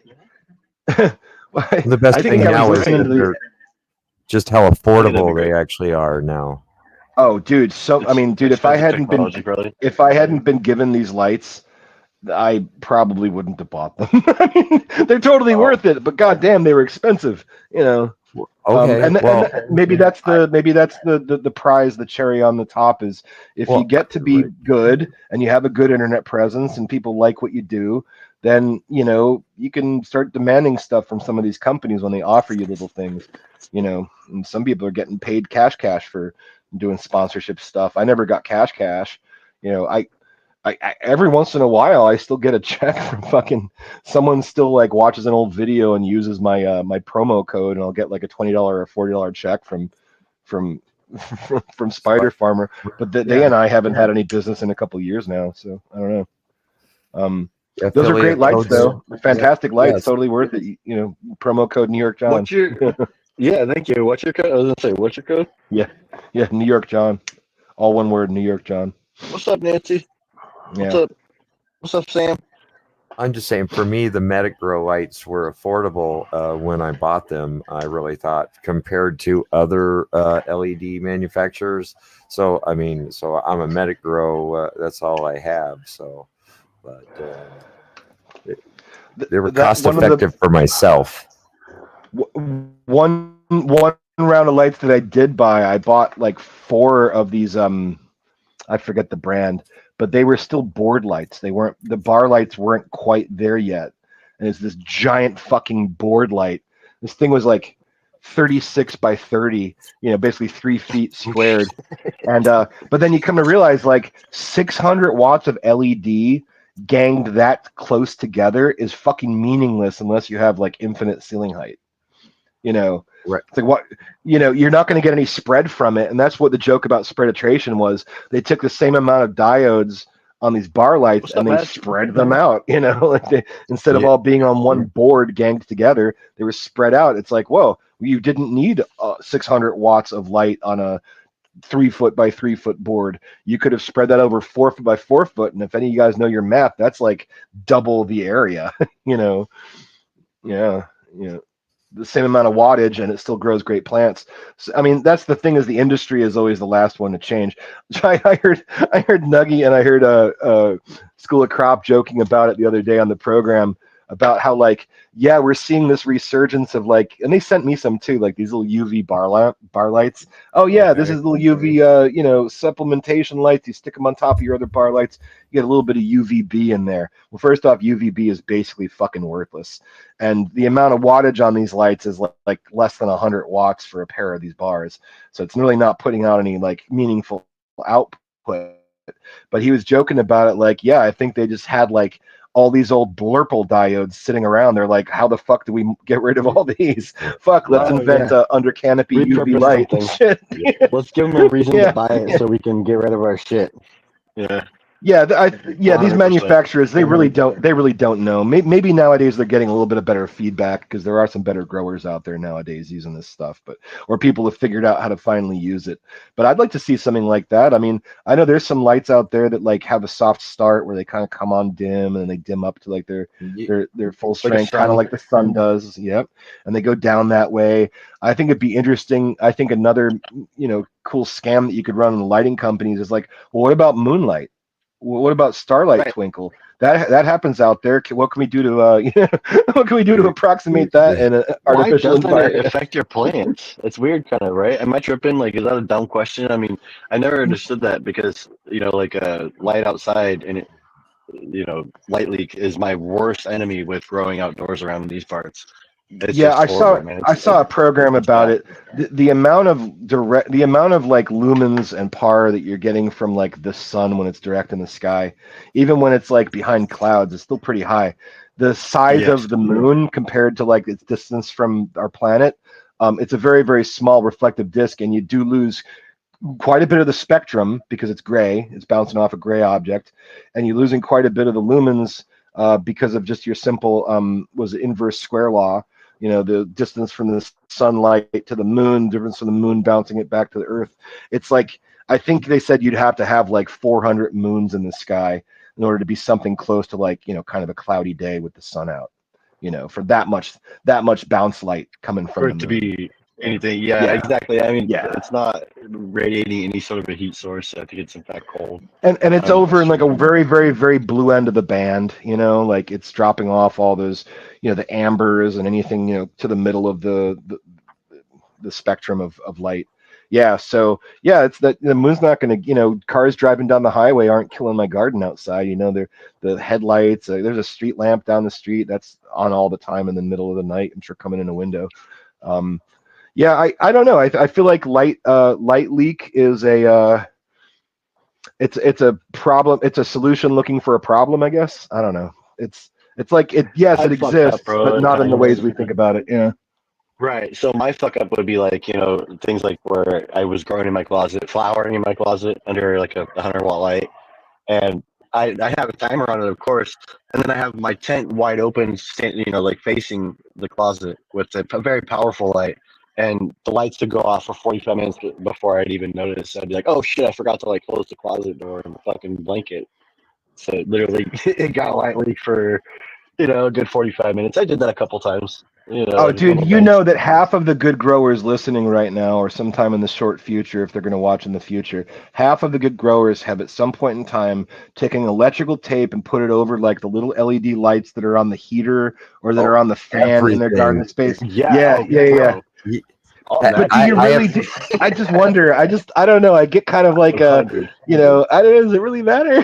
I don't know. I've sat in there for like 15 minutes until my eyes adjusted. Yeah, like a fucking pirate. Really good. Yeah, exactly. And then I'm like, ooh, there's a little bit right there. And then I'll like the cock gun or something, and I'll eliminate that little bit. And I'm like, okay, maybe now it's dark enough, right? What is dark? Right. What is dark? I mean, certainly you go outside. Some nights are cloudy. There's no light whatsoever. But again, like almost all the vegetables in the garden are photo periods, and I've got a giant like halide mercury iodide light sitting out by the driveway, so I could see my way in at night. Like that thing is always on. It's not, I mean, again, the vegetables in the garden are not like competitive, ranked competitive level skill type of thing like indoor cannabis is, where, what is a win? A win is the garden that went from 95% to 99% good. It went from 90% to 95%. Those are all wins. If any of these factors are going to like impede on 5% of your success, it's like, well, again, I throw some light at the floor, so what qualifies as success? The 7.5 pounds that you got. Yeah. I mean, but what I love to see though is folks that you'll see their garden and it's like with an experienced eye that shit, they could be utilizing their space better and all that equipment, and they could be getting more out of the grow. And there's that hardship of us busting people's balls and all that, but at the same time there's also the thing of trying to lift that person up and help them along to where 3 years from now they're so far into their experience with it that like gaining like anything better in their 4x4 tent than 3 pounds is just unheard of. You know what I mean? Like I just like to see people succeed that were once like not, and there's this like kind of a barrier there, I think, with a lot of folks, and something that I did as well when I first started learning how to grow is I thought I knew everything, even though I didn't know shit. I really didn't know a fucking thing. Like I knew what I read off of Reddit and fucking seen off of random people from YouTube, like 420 scene, shit like that. You know what I mean? Not to call anybody out, but there just wasn't a good direction for information until I found my camp with GG and Grow Boss and IPL and Hills Grow and Viking King and Nuggy and this whole line of growers that are fantastic. You know what I mean? Lone Bill and everybody out there that I'm missing, all y'all. But it's just it was one of those things to find that did I just get lucky and happen upon one day the right video, the right live where I met him with GG. I think you did. No, I think you did. I think there's like a time and a place, and there's like an optimal time for the place that you're in. And I feel like a lot of us, it was just like sort of I don't know if you like drag netted the community of people who are going to grow, and then you like made that into a smaller subsection of people who are going to show their grows or talk about their grows online, and that online happened to be YouTube, and that YouTube happened to be like 6 years ago when like Grow Boss was like in his prime, and then there's a community around it. Like I think there's a lot of like different little like intricate little details that went into shaping the experience that you're sharing, and that was very much mine. I'll go back to it like I said it before. We all, you guys ever see Dogtown and Z Boys? You ever see that one about like those California surfers turned skaters? They were like the first like actual freestyle skaters, the Dogtown Z Boys out there. Back in the day.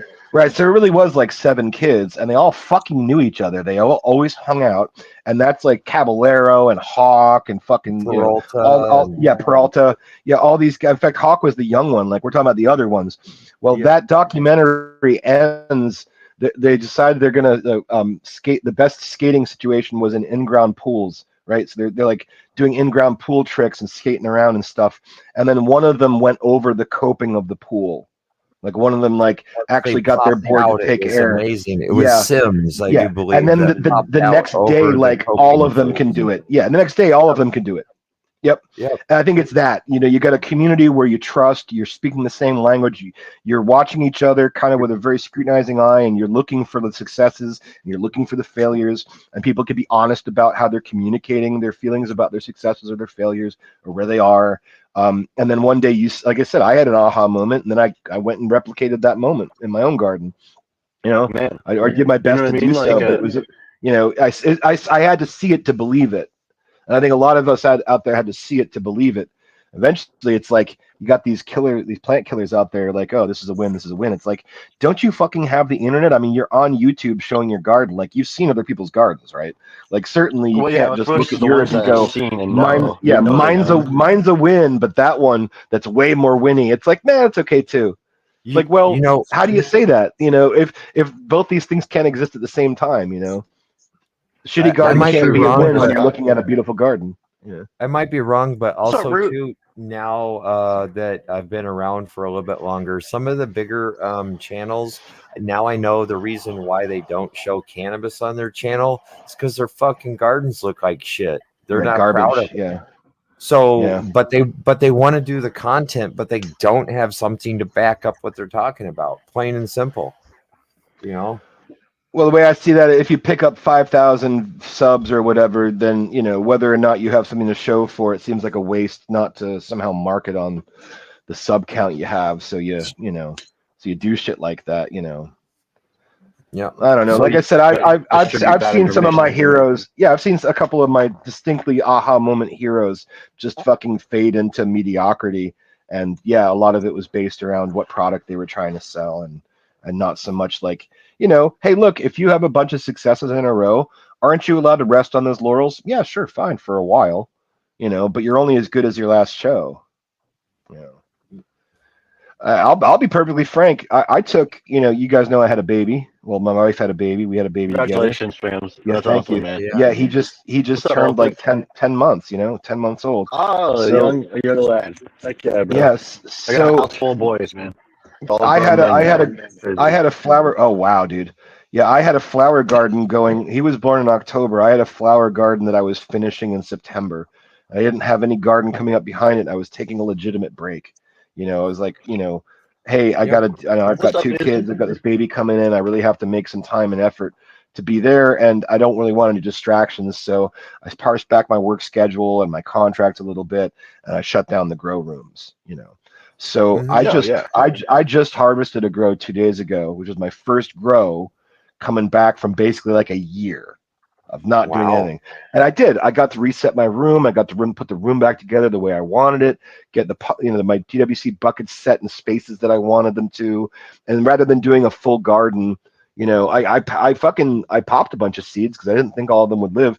I popped 24 seeds and I came up with like 22, successes, and I whittled that down to 8 contenders. I gave some away, and I had some friends that wanted to put some stuff in their yards, so I was happy to help them. But I That's just awesome. finished. I Yep. just harvested it. I hand to God, probably my worst grow in fucking 6 years. And there are maybe I'm not going to make excuses, but we had a couple rolling power outages. We had like a few of them right in the Yep. middle of flower, right at the beginning of flower and middle of flower, that lasted like 2 and 3 days. So now Oh no shit. I think I no remember light, that. no recirculator, Or no hearing about that. aeration. And surprisingly enough, they didn't all just die the first time around. So I was like, okay, cool. All right, fine. I'll roll this out. And then another week went by and we had another like 2 day power outage or 48 power outage. I was like, fuck, man. The chiller is down. It's hot down in the basement now. There's no aeration. This is the second time it's happened. And I think those factors are definitely huge influences in the result. But also, I forgot, like, look, when I was growing, last year, the year before, the year before that, the year before that, I got stuff that's cloned that's ready to go into veg.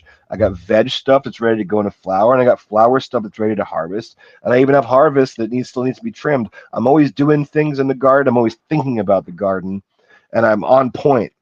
I feel like a lot of that on point stuff sort of fell away, where it's like, oh, I forgot that some of this behavior of being on time and prepared was really, really crucial at certain points and not so much others. And again, I gravitate towards laziness.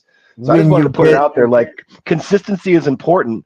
My yeah, last show, if I'm gonna rest on laurels, I still got to go back to, like, the Air Cube success was pretty good for a new system, but previous to that, those 5 mothers or the DWC gardens that you guys are looking through before, I said I kind of feel like I've peaked.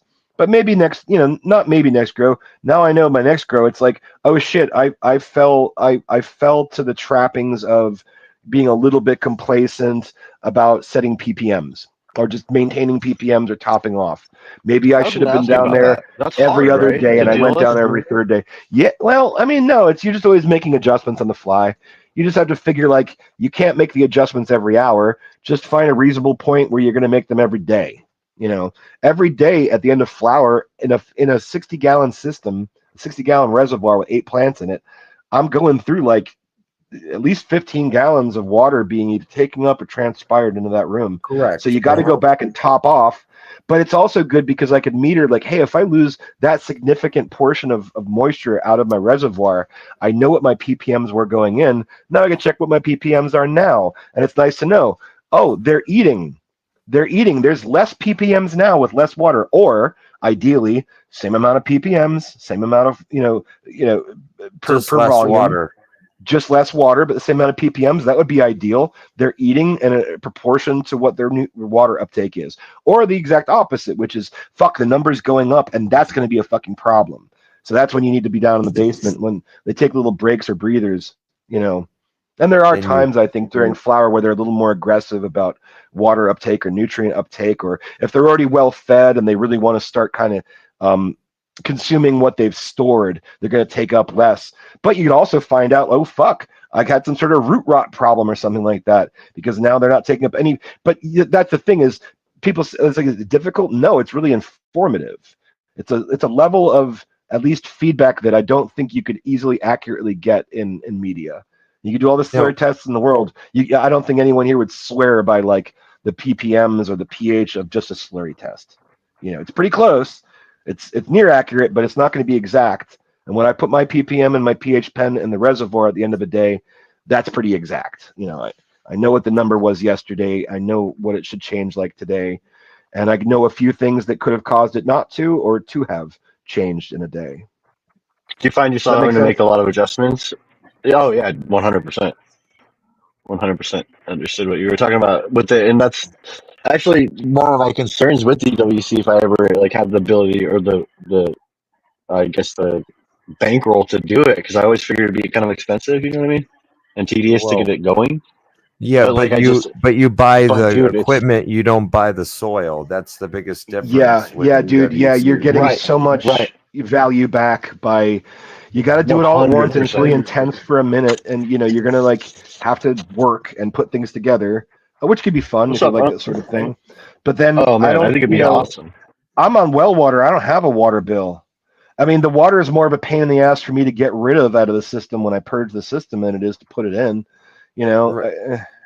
I've been using the same hydroton for like 3 years. I've been using the same hydroton for 3 years. I have like I don't know many gallons of hydroton pellets, and I just not having to pay for water is awesome, bro. That's next level shit right there.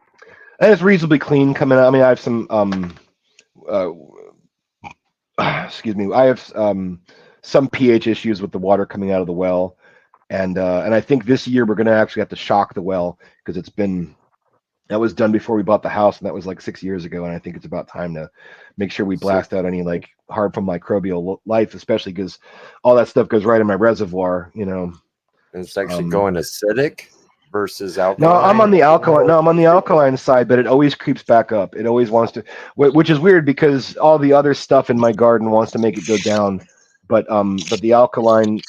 It must be some mineral in there that just sort of sticks and stays, and it comes out 8.2, and like hydroponic ideal is like 5.7 because you could drift down to 5.6 or up to 5.8, and those are acceptable. You want to stay beneath 6.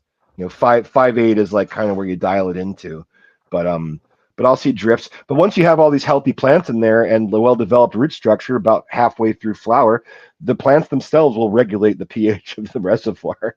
And that's another way I could tell something's off. If I get a big swing of pH, it's like, whoa, how come the roots aren't doing this feedback routine with regulating my pH for me? You're just taking up quite a bit of the bucket. Yeah. Right. Yeah. I mean, what, you would put it in at 8.2 and then the plants would regulate it, or you would bring it down to like an even 6, all that good? Yeah, I'll bring it down to like 5.8, and the next day, if the plants aren't very well established, we're talking about like maybe early, veg, 2 days later, it'll have crept back up again. But the air stones don't help that either. The air stones kind of add a sort of wackiness to things. Yeah. And then, stuff like I can't really use silica because you don't want to bubble silica. I use it as a foliar. And that was a mistake I learned pretty easy on. There's some things you just can't add. Any sort of like saponin or surfactant is just going to bubble up. There's a few other products that are super soluble and you'd think would do well, like, just like raw kelp. It's they process it down so much from raw is like you just put it in water and it just sort of becomes totally soluble, but that it doesn't play well in my system with it creates like a slime on the inside of your buckets or your lines. Even in my feed bucket, I noticed that I have to use like a HydroClear or a HydroClean and do a rinse almost every time after I feed, or I end up with that, I don't know, it's a film. Yeah. I mean, at the end of the day, like everyone has a good sense for what is good tasty weed, right? And everybody wants that good tasty weed. I'm agreeing with a comment in chat there. Everybody wants, so like can you get that good tasty weed in a small area with like kind of easy low maintenance situation where it fits your budget and your plant count fits how often you want to be harvesting and whatnot? Like that's really the finesse to this. It's not like, figure out a system and really drill down and understand it. I mean, I think that comes secondary, but I think the first one is like, what are your needs? you know, the list of questions you might ask. What are your needs? How much do you want to put into this, money wise and time wise? You know, like how long is a reasonable expectation for you to do it in, or do you need to add more plants and cut down veg time, or do you need to expand your space because you want bigger plants but like more harvest more often? You know what I mean? Like and I think that's the success. And then you add the energy inputs, like, all right, well, I'm doing it with 600 watts in this sort of space. In some space, that makes sense. In some space, it absolutely is a waste, you know? So I think the finesse is like really identifying what your level of involvement is going to be. I think you can get the good, tasty weed from a lot of different inputs. And it's just a matter of like time. As you know, I was joking the other day, like, hey, can you tell the difference between hydro bud and soil bud? I'm like, yeah, I can. My hydro bud was there at this taste testing that we're hypothesizing a month before your shit was even harvested out of the ground. So like, my bud is there and your bud is not, and that's the difference. Bro, You know, they probably just looked at you with a dumb so face, didn't even laugh. Because did they realize the insult? Or well, no? I don't want to say who I said it to, but he was on the show the other day. Yeah. Yeah, well, you know, Oh, shit. again, then this is an individual who's like, well, I'm doing quality, not quality. Sorry, quality and not quantity. And it's hard Both. to, you have to have, I mean, look, you don't have to have It's a grid. quality, but you know, if you got quantity, you already won. It's not, oh, it's less good weed because there was more of it on the plant. No. If you did the plant thoroughly good, like the shit at the top should taste as good as the shit at the bottom. Usually, when You know, you and then, maximize your space, that is the best quality that you can get. You know. yeah, most output for Absolutely. least amount of input. You know, we are paying for fucking electricity. We are paying for nutrients. We are paying for fucking environmental controls, you know, humidity, dehumidity, heat, air conditioning. You know, it's the most unnatural thing. We might as well be growing on the fucking space station. It's so fucking unnatural, Right. right? So if you can't do that in a way that doesn't waste all your resources, or frankly, like if you have more room and you don't mind waiting, like why not do more bigger plants, you know, and add a light? Or do you have too much light for your space? Or like for me, I'm okay with letting 15% of my light hit the ground. I'm okay with that. You know, Oh yeah, I I'm mean, adding like I I'm said, adding a couple inputs that I'm able to get a little more out of it at the end, and it's like, all right, well, that's the cost of, I guess, like 360 lighting. You know, lighting Hey, hitting all sides. John, that 15% space, you got to be able to walk around the room somehow, right? Yeah, yeah. There's got to be an aisle. There's got to be an aisle. Yeah. Yeah, I mean, I see some people like they crawl under their trellises and shit. They're on the ground looking me. up, like working as a mechanic. Oh, Yep. dude, my back is so fucked. I couldn't do that even if I wanted to. So that's On not that going to last happen for run. me. So you have to work around that too. You know. But now, see, the reason why I really even did the last run like that was because I had a bunch of too tall, too leans. So I had no choice but to shove them underneath a trellis and make them come up. Lack of training. I didn't have bushes. I had trees, and I had to turn them into a bush. So that's why I used the trellis the way I did. Oh well, there's a good, interesting thought experiment.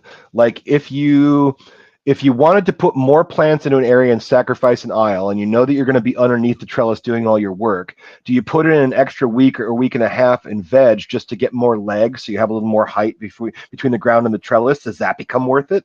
I guess it really depends on what's your approach, right? I mean, those guys, those factories with all the leg, they have their shit raised up on fucking tables anyway, so you're not bending over. But I have to imagine doing like canopy management is like working with your neck craned up and your hands above your shoulders. You know what I mean? And you're going to strip off the bottom. You're going to strip off the bottoms, but now your tops are going to have 2 to 3 more nodes. So instead of going with 2 to 3, maybe 4, maybe you are going to go with 6 to 7 nodes up top. So because you got a little extra time into it, and it might have cost you a leg. But then all these motherfuckers are just gonna schwaze their bullshit anyway. Hey, I'd love to see. I want to see a motherfucking schwaz their shit, and then I want to see the day they fucking cut that shit down, and then I want to see a harvest report. That's the only information that I will accept in order to adopt, agree to, even try it out myself. Stripping all your leaves at day 1 of flower and day 20 of flower. Like that's that new shit. Everyone's doing it. but I never fucking see their end results. I never see what that plant looks like on day Hey, 63 dude. or day 70. You know what I I mean? had mentioned this the other day. Isn't that I'm not technique or doing it. whatever? I swear that came up on like Grow Boss, and I thought that Yeah, he that's said that's like that's that start- 3-alite guy, right? yeah, and he was charging like $5,000 for the book For or a book, something. for a, it was yeah, but that It might not have it been did have that beautiful much, but photography, and yeah, it was like $500 for that book because you're okay. paying for insider information, and also it was like coffee table size and quality. Okay. My second year on the farm, the first farm I worked at, it became policy. And it changed within that year for whatever reason. Maybe the family that I worked for discussed it and decided it was just a horrible idea. But they decided that like defoliation only happened at 20%, right? Yeah, If it ever needed to be in it, and selectively was the way that they would do it proactively. So like each day there would be a person that would go out to the garden and they would with their garbage, and they would pull any leaves that were defective or had any issues or anything like that, and they would yeah. throw it away. You know what I mean? And that was it. They wouldn't take out any other leaves, and they would actually. It was policy to not do so. It was just, and this is from a big fucking farm, like a huge farm. You know what I mean? Like a big farm. That's their policy. I don't know. Well, and you I'm know not what? saying it's right or wrong. It's just that's I, a I'm guy that's been sure doing it for there's 30 years I'm sure there's a successfully. study. I'm sure there's a study that could show us there's a point of diminishing returns, like you said, maybe 20% of leaves, or any given day or any given week. But just based on the simple, like I don't want to say bro science, the common knowledge of it is leaves are solar panels. They're collectors, Yes. and then when they're not just collectors, like when collecting energy isn't as important, like during sweetening phase of They like store it. before flush, they are the resources for the stored energy. So if you remove those Yes. resources, all right, hey, maybe is your shit going to taste better because it's got a little less chlorophyll kicking around in there. It had a little less nutrient that it was eating up in those like last couple of weeks of flower because it didn't have the leaves to like eat, to cannibalize, to senesce, to like to autumn the leaves, like what you'd see because you've picked them all off. Like I hardly think I had to grow new that could be ones a win just to plant because out. consider the inputs. You've lost a nutrient input. So now if you need that nutrient, it's something you have to add. And if you're adding it, like if you need it tomorrow, it's going to be a salt-based nutrient, right? So now you're adding a thing that you had naturally on the plant that you've already removed. How is that going to make the flavor any better? Like, do you have to like flush for an extra month or something, or do you have to like, it's not that I have so many questions about it. It just seems like it flies in the face of like logic and understanding. I haven't found anything in the growing world that's too paradoxical. Usually it's pretty straightforward. Right, and that's Not one of those not a things lot where of it's like it's surprises. easy to understand. It doesn't Or seem to in be one of those things that's or in nature, no plant loses all of its leaves before it puts on its fruit. Just doesn't right. happen. And even if I it mean, did, animals will again, come by and snag some. your little pear tree outside is not ranked competitive, high fucking income, product. That's the one thing I always disagreed with the wording when Grow Boss would say like it's a house plant. It's just fucking leave it alone. It's a house plant. I get the leave it alone part, but it's a harvestable crop. Your house plant's supposed to just is just supposed to like sort of Stalin ball for like the entire like life that you have it there. Yeah. Yeah, you don't want it getting any Just bigger. exists. You bought it for the space you're going to put it in. It just It's needs a to visual live. aesthetic. Yeah. There's no part of that house plant. I mean, even fucking like the cornfields across the street, I bet you they lose like 10% of their corn just to rot or doesn't get sunlight or someone comes by and eats it or it gets driven over by the tractor, it gets crushed underneath. But it all still kind of works out. And I don't see those guys over there pulling leaves off.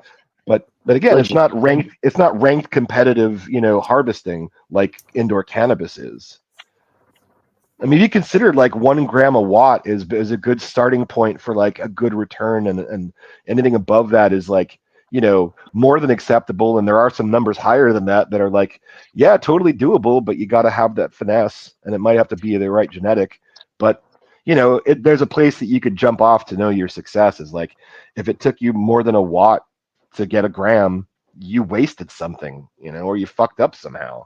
And even that, it's a generalized target number, but it's competitive. Like what you have to be able to produce, or look at it as in space. If you have your 600 watt light, you're not cranking out a pound in a 4x4.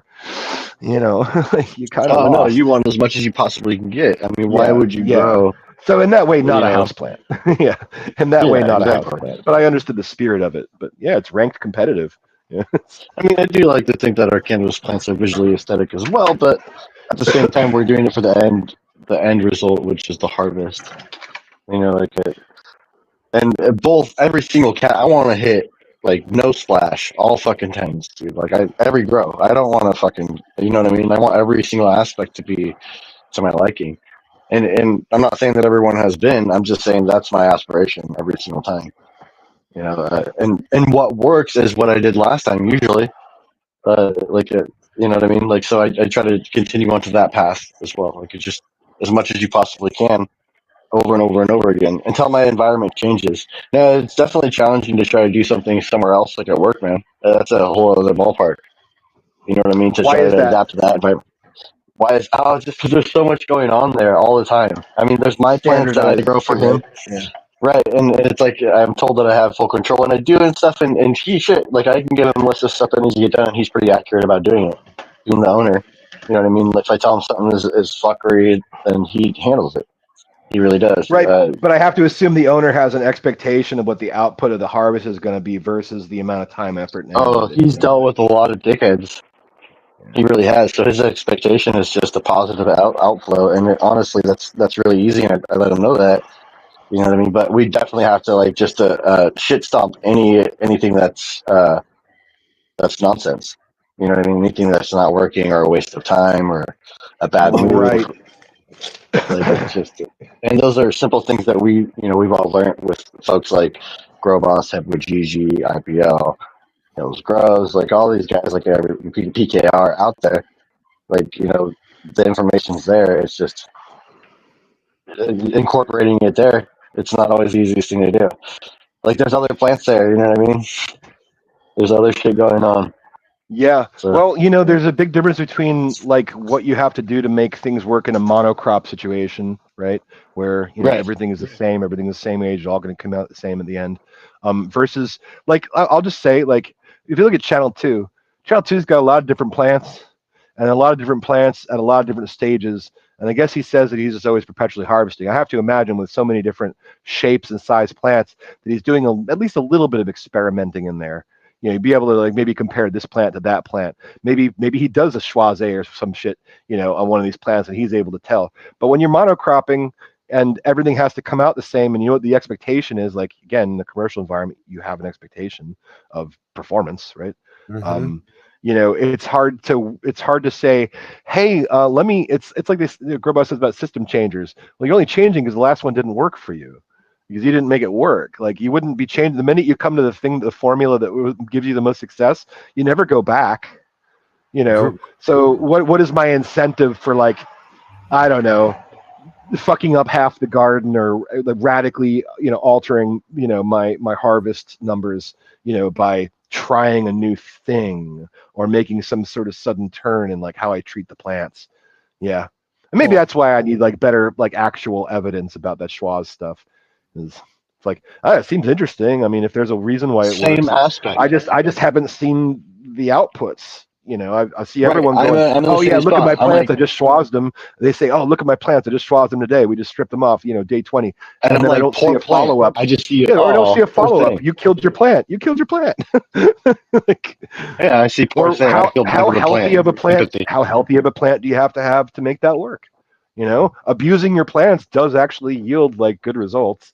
I'm Right. sure there's a So I limit. think that we could see something with Carl, maybe, and maybe that's where a lot of this stemmed from. But even the method he Oh yeah, used, he he does. claimed to Right. be different. But he does it different Yeah. than those guys did it. And it's His weird to me plants, that they didn't honestly, listen I've to seen him. his plants. I've never seen them in a state of looking fully stripped. So I have to assume he doesn't fully strip them. Right. Right. I think he does it at earlier stages, and he does it different. He does it different because when they did it, he was like, "Whoa, bro, I didn't say." Because they're like, "Oh yeah, I look like Carl," and he's like, "No, that's not how I fucking said to do it." He's like, Right. "Bro, dial it back. That's not He how I does said say to do it." he does say takes anything that's actually got a separate petiole or a stem on it. But But still, does he do it all in one day? Does he do it over a week's progressively, time? I have no clue. Yeah, I but have a still, and commercial maybe he grower has it friend. down. Yeah, I have a commercial grower I don't know. friend who grows sort of a modified sea of green in that he's looking for like 3 or 4 branches. right? 3 or 4 leads, and he's going to keep them kind of short. He still has some leg issue, if you ask me. I think he's got more like leg to cola ratio happening in his grows, but he's doing them across like an average of hundreds of plants. So what has to be good for the goose has to be good for the gander, right? Like, so not every plant is going to be 100% expressing, but you're hoping that the average of them are doing as best as you can, and that's the ones you're catering to is the average. So I know what his shit looks like, but he says he goes in there 1 time a day, all through flower, like from the minute he flips, and he picks off anything, like you said, with a petiole, anything with a stem, any leaf with a stem. If it doesn't have a stem yet, it might get picked tomorrow, or it might never get that petiole, but that's kind of how he does. And his stuff never looks 100% stripped, because he's always got leaves that are in some stage of, oh, well, maybe 2 days from now that thing's going to have a stem, and 2 days from now that's going to be gone. But they never look thoroughly stripped. They usually look pretty much half there. And that seems to work for him. From multiple sources that selective defoliation. I mean, only if it's a necessity, and for me, whatever reason. For me, But in situations, it's only been like when I can't control the humidity in my room because they're transpiring too much. I'll actually pick off a few leaves, or especially the bottom leaves. And I'll make sure that all the dead leaves and anything that's not being used is stripped, and it seems to help it with that. Well, we could look at we could look at those lowest leaves as being more of a maintenance and cleaning than necessarily defoliation, because if you didn't pick them off today, they'd be wilting tomorrow, right? Or they'd be brown tomorrow. Also, larf mitigation.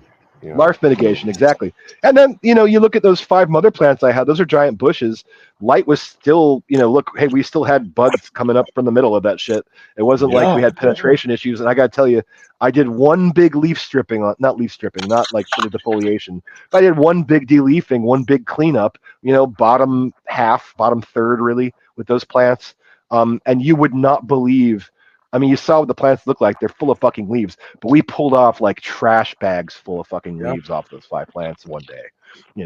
There was just no stopping them. It was just like, all right, well, now at least we got, we have the little airflow we need down here at the bottom to kind of keep any bugs away or any problem, any pests, which we really don't have. And keep the airflow going in the room. Keep the airflow going in the under canopy, and we've removed anything that's going to be larf, more or less.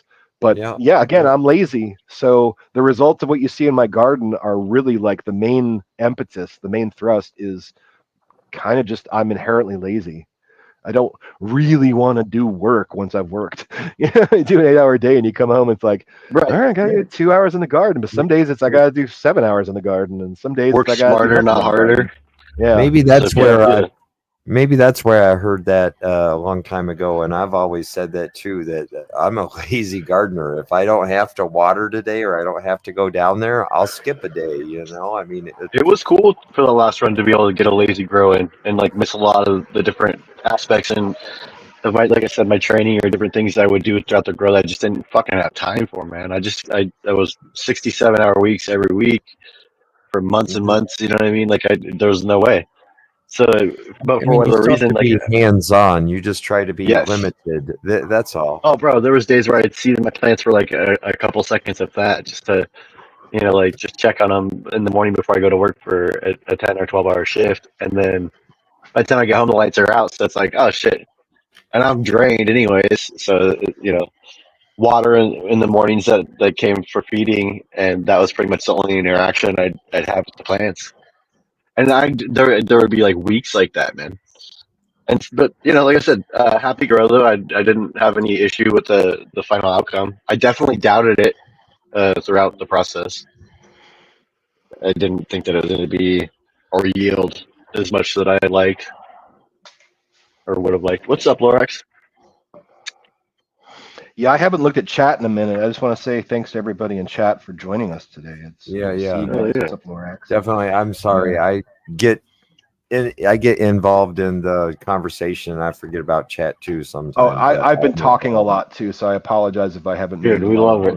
It's cool, man. It's been a minute since anyone asked me to come on and have a chat. So try to bring my best anyway.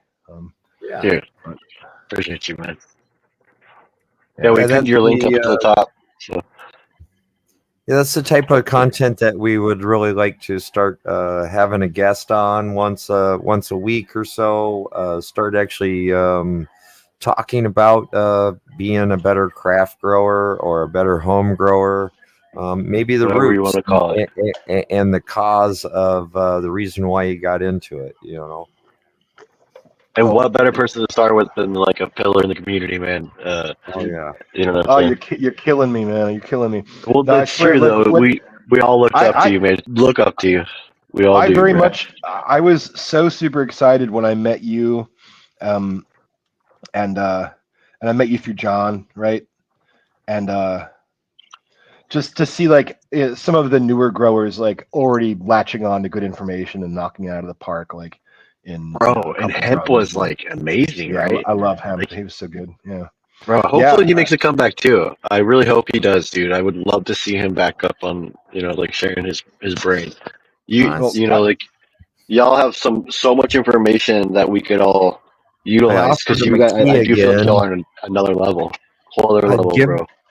and I told you could give him a key so he could come up here or he could do his own stuff, and it's not a problem. I didn't mean to kick him out of his StreamYard. I saved it for us. So I'll check it anyway, out, Lorax. That's weird. Thank you, Hills. right. No, Yeah, that's awesome, man. yeah. I also remember Burn that, Jim. right around the same time as you guys kind of came around. Like I haven't seen him much. In fact, I don't know if I've seen him at all. But Real Wild One, crazy good grower, just like knocked it out of the park in one of the kind of his first grows and was able to do it with it's been a indica while and a since I've sativa. seen him. And I wonder if our community is actually over time getting smaller. Not that people are falling off, but we have seen people that were present in the community and then there's not. For whatever Yeah, reasons, whether they're yeah. growing Let's or they get have other busy. life stuff, or I don't know if Grow Boss was necessarily the glue that held everybody together because between like my and your show's efforts and obviously PKR Uh-oh. and their Oh yeah, efforts to kind of keep the safe place to hold a space for the rest of us to kind of come together and again share metrics of success. And even if a lot of us, I mean, for many reasons, don't really show grows anymore, or maybe this is more of an anecdotal conversation than it is show and tell for a lot of individuals. It's good to see, like, I don't know, everyone who seemed like was real new back in the day are like really well successful now. So I know that yeah. we've They made, latched I onto don't know it. if it's been the winner's circle or this circle has produced winners. I think it's a little bit of both. John, you've been in the trades. You've watched kids come up, and now they're just as good as you, right? Yeah. Oh yeah. Yeah. Better and You have new That's ideas what I thought of and too. right. You first through the Embrace door new and held it open for technology. all of us, man. Yeah. Fucking amazing.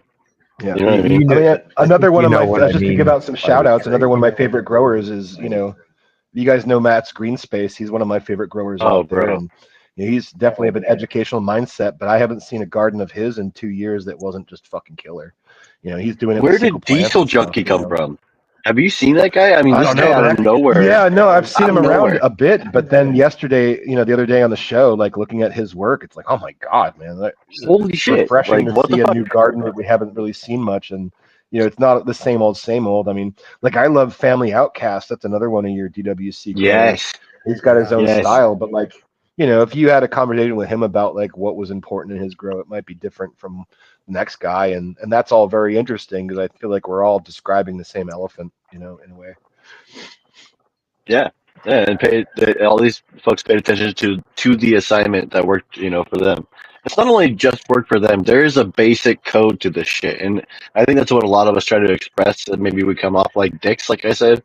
I don't know, Yeah, maybe not. I no, think I'm if you sure have a we little bit do. of hard Yeah. skin, bro, like it's cool. Like Hepa Gigi was like, oh, he was cool with me. He put he put his hand on my shoulder. And he's like, yeah, that's a good start, man, but we could do better. You know what I mean? Like, and I was like, I accepted it. Yeah. I'm like, oh, okay, I fucked this up. Like, hopefully we could. And we did a quick training thing, and damn, it was just one of those things where it was like, okay, like if I listen to somebody who knows what they're fucking doing, I can actually grasp this and do it.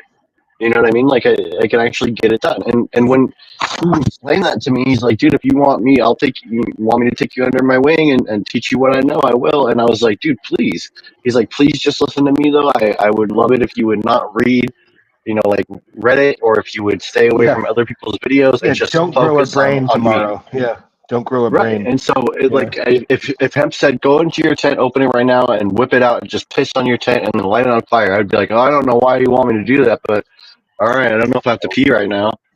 I'll start drinking some soda or something. And honestly, like, it was one of those things where I would do whatever he asked me to do. And not that he would ask me to do something like that, but it was just, I would blindly follow his direction.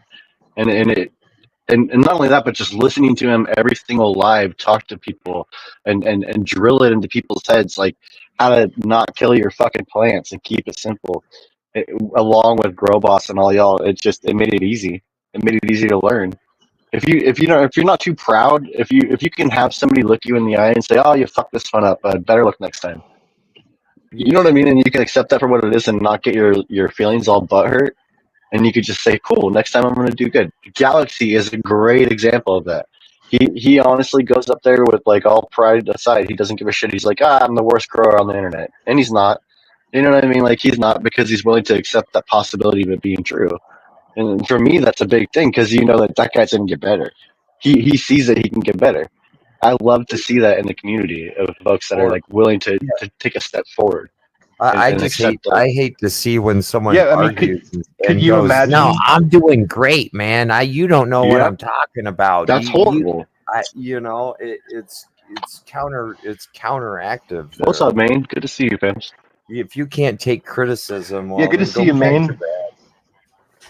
Maine's another pillar. Yeah, in and the there's community, another camp. OGC. Yeah, another pillar and another whole different camp. OGC, Organic man? John and Coyote and that whole crew. Yeah. All of them. Yeah, it's just nice to see, like, success breaking out in all different areas. But again, like, I can't help but feel like it is a combine. It is kind of a crucible. People have called us, what, a you cult? put Are we a cult? lot in and you get a Guys. few successes out. No, I'm just joking. I think What's up, we're Lobo? closer to a cult up, than Bear? we are a gang. I think gang kind of exceeds expectations, but I think Well, cult is for beliefs. What do you do when you know you're right, it- though? I'm not trying to be a dick, when but we would a lot of the gather. time we're right, bro. 95% of the time when we tell you something about your grow, we're right, dude. Maybe even higher than that. Because we came from a community that doesn't bullshit us. That doesn't say, "Oh, look, your fucking shit is so fantastic. That's so amazing." And you're growing a Christmas tree, a noble, like with one little tiny bud on it and a bunch of boof. And like, you're being told in your 5x5 space that little fucking tiny thing with all the equipment is sufficient. No, we're going to say, "Hey, you fucked up, but, like, maybe we could get you better, like, next time. Here's some seeds. Let's try again." That's a whole different that's the thing. YouTube is a very visual medium. It's a very visual medium. So, like, a picture should speak all the words. Canada? You show a picture of your garden, of Hill's garden, Nuggy's gardens. You show a picture of Lone's garden, any of his plants. Like, you shouldn't need to. If you show a picture like that of a successful win, the only thing you should have to be answering is questions like, how did you do that? You should. There's you don't have to substantiate, like, how your ego feels about it. The picture speaks for itself. And that's why I wonder about these people out there. I wonder about these people out there, like, "Oh, I'm winning. Look at my garden." It's like, well, I could see that you think it's a win, but then look at these other gardens, and then like, if win wasn't binary, if it wasn't pass fail, if it was like we rate this on a gradient on a curve of 100 points, like, is your win 100 or is your win a 50? You know what I mean? Like, there's differences here. At that point, right? Right. Yeah, exactly. Yeah. But then someone's got to hold it, like Happy was saying, someone's got to hold those people's hands, bring them to the reality, bring them to the facts. Some of those people will never accept it, and they're just, loud clanging egos with a lot of bluster, a lot of things to say, and not a lot of stuff to show. Resolving problems with every aspect growers out there they can. Yeah. You got a high sub count. You stop showing problem. You stop showing your failures. Yeah. We've dealt with people like that, like in the community. I think it's getting smaller, though. I think right now in this time and age, it's contracting a little bit, just because, the thing we were doing, 10 years ago and growing, we were sidestepping having to buy your weed. you might make a few dollars off of it allegedly, but now there's dispensaries and half the states are legal, and I feel like there's going to be a dropping off point in interest. Maybe one day there'll be a resurgence where like everyone's interested in growing their own and not paying dispensary prices or And getting then the it just bullshit fizzes out. realizing you can get better. Yeah, I don't know, but we've stayed a pretty tight circle. Maybe eventually the information gets out there and that becomes popular instead of like selling shit, and people realize that they can use minimal space, equipment, and everything to achieve a win. You know what I mean? Like with the little effort. Like the information's there, so like it just needs to get out there. I think people like Welcome to the Grow Tent and Grow Boss, and like those guys, like even with Grow Boss being gone, like I've heard people and seen people recently be like, "Oh, I'm binge watching Grow Boss." Whoever that was earlier, that's awesome. You know what I mean? Like that's awesome, dude. Keep it up. Watch every fucking video. You'll learn something, because that's something I was talking to Hills about before the show. Like, what do you think you learned off this idea? Like, as far as like, which gave you more, like the book or all the shit you learned during the lives and the videos? Oh, the and lives, chat? because there was so many Yes. hours. Oh, fuck, There there was was so much not shit. one stone. There was no stone left unturned. And after we watched 10,000 different failing gardens, 10,000 different iterations, and so many thousands of videos, you Diagnosis. eventually come across every single issue. And the guy was a diagnostics expert. You could look at the picture, because again, visual medium. You look at the picture, you give the feedback to the picture tells you all the information, and then if you have anything else, it's questions to ask: how did you get here? What do you think was the problem along the way? So eventually we saw every conceivable problem. Oh yeah, through a decade or more. I mean, shit, one of the last times I actually spoke with Growboss one-on-one, he said something about the Bushmaster and referenced some videos that I had never even heard of because I was pretty new to the game. Yeah, 99 He's plants. like, oh man, you need to watch that because that's like where you're at, bro. Like you're gonna grow like 100 plants. Like, let's go watch this thing. I'm like, who's this? And then I see it, and I'm like, oh fuck. And then like I catch history from Hills, and other people are telling me like, who it is, and I'm like, dude, this is awesome, man. A really cool. Even more I so, got addicted to that the shit. Like the data at the end. The data at the end, which is he only made 16. He made $16 an hour, growing those 99 plants and selling all that after all the labor and the few problems and the setting everything up and being out there 24/7 and always working. He was always working, so working, if you're only making 16 hours to work 20 hours a day, so I think that was the big reality check, was like, well, there were a few failures. I mean, the guy's, high tent blew over in the desert wind, I think more than once. And, those are beautiful big ass plants, but it's like all that time and attention, and, it shows you how even a perfect run can have like disruptions that can set you back. I think right. Like if he only had 50 plants, would have he had done better than $16 an hour? Oh fuck. Could have been 50, $100 an hour. Yeah, sure. Yeah, probably. Yeah. And that's how I look at my garden time, is like, I know what my work time is worth, but I know that usually in the garden I'm getting about $75 an hour. And free weed. Dude, and just it's too bad I can't make my whole life about it, but your own shit. Oh yeah. Dude, that kind of shit does. Sometimes it is a burnout. You know what I mean? You're like, I don't even want to look at my phone today. Like you do get there to the point where you're like, fuck this.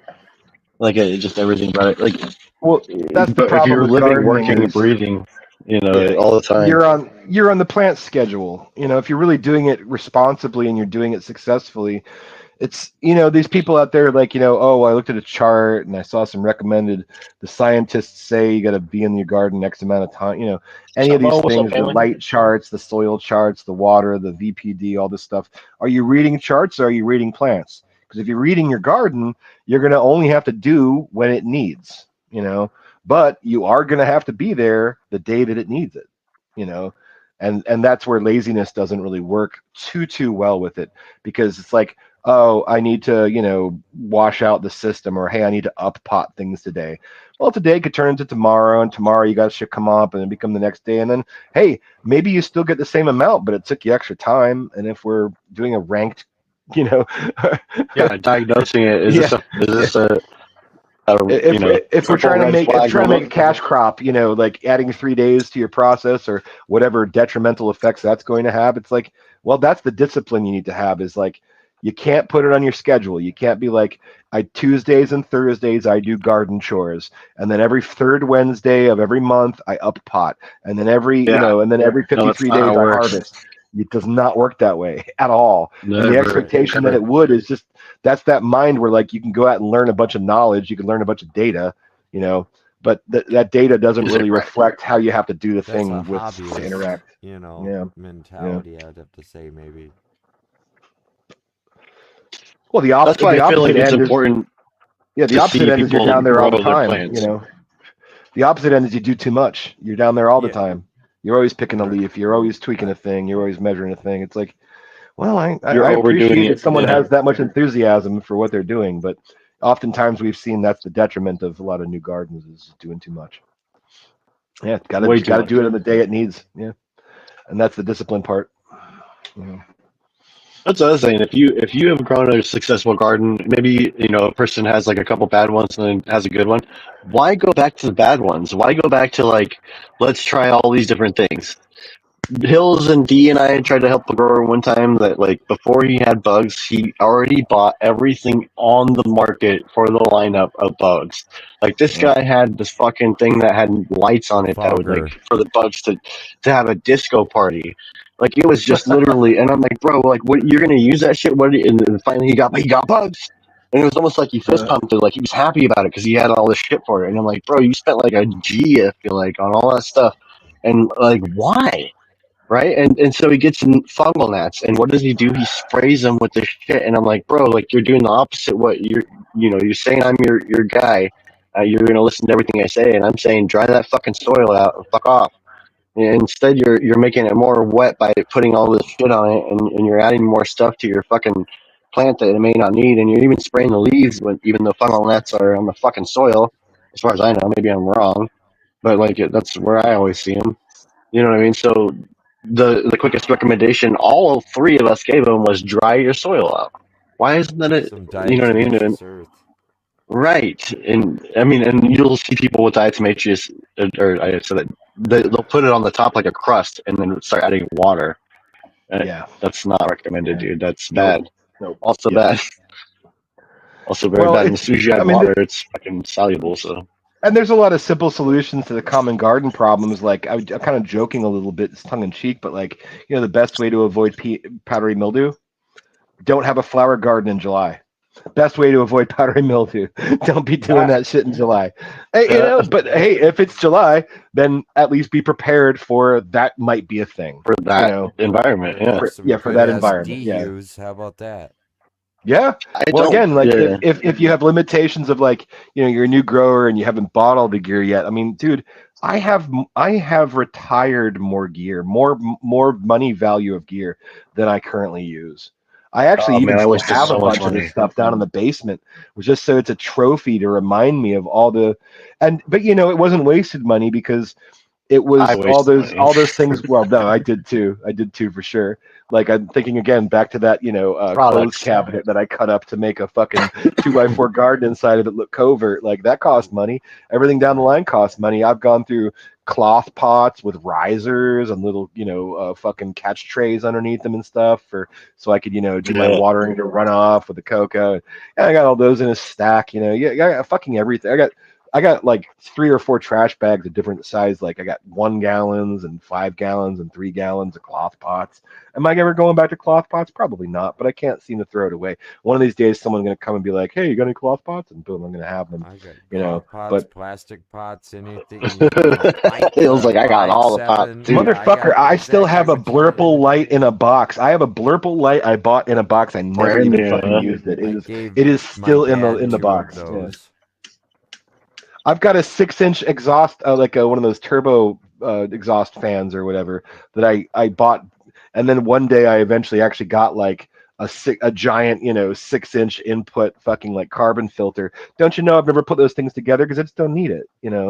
So Yeah. yeah, but they at the time it purported to solve a problem that we had in that moment based on what we thought were our expectations or thought was going to work best. And I feel like that's the difference between the old grower and the new grower. The old grower has already done all this stuff before, and again, once you find the thing that works for you, that gets you the maximum success that you're happy with, and then also you don't get called out by the plant killer review for doing too much or not doing enough.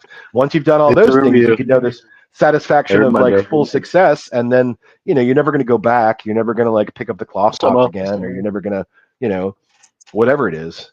I've never seen anyone transition out of DWC. Well, one guy, Yeah. but he's even going back to it recently. So it wasn't like he walked away. He just had different sponsors. Had to go try different things. Yeah. Well, I wish I had like a pure nugget or pure kernel of like good information. The thing is that I know that, I mean, largely the people who are listening right now and have been listening probably have already heard me say these things before, but it's nice to have them all down in one place for you. Oh man. Yeah, it's good to hear you back up on I here look too, man. forward. I on look forward to panel. my next run because my last run was like such a, I don't want to say abject failure. The plants looked good. The shapes were great.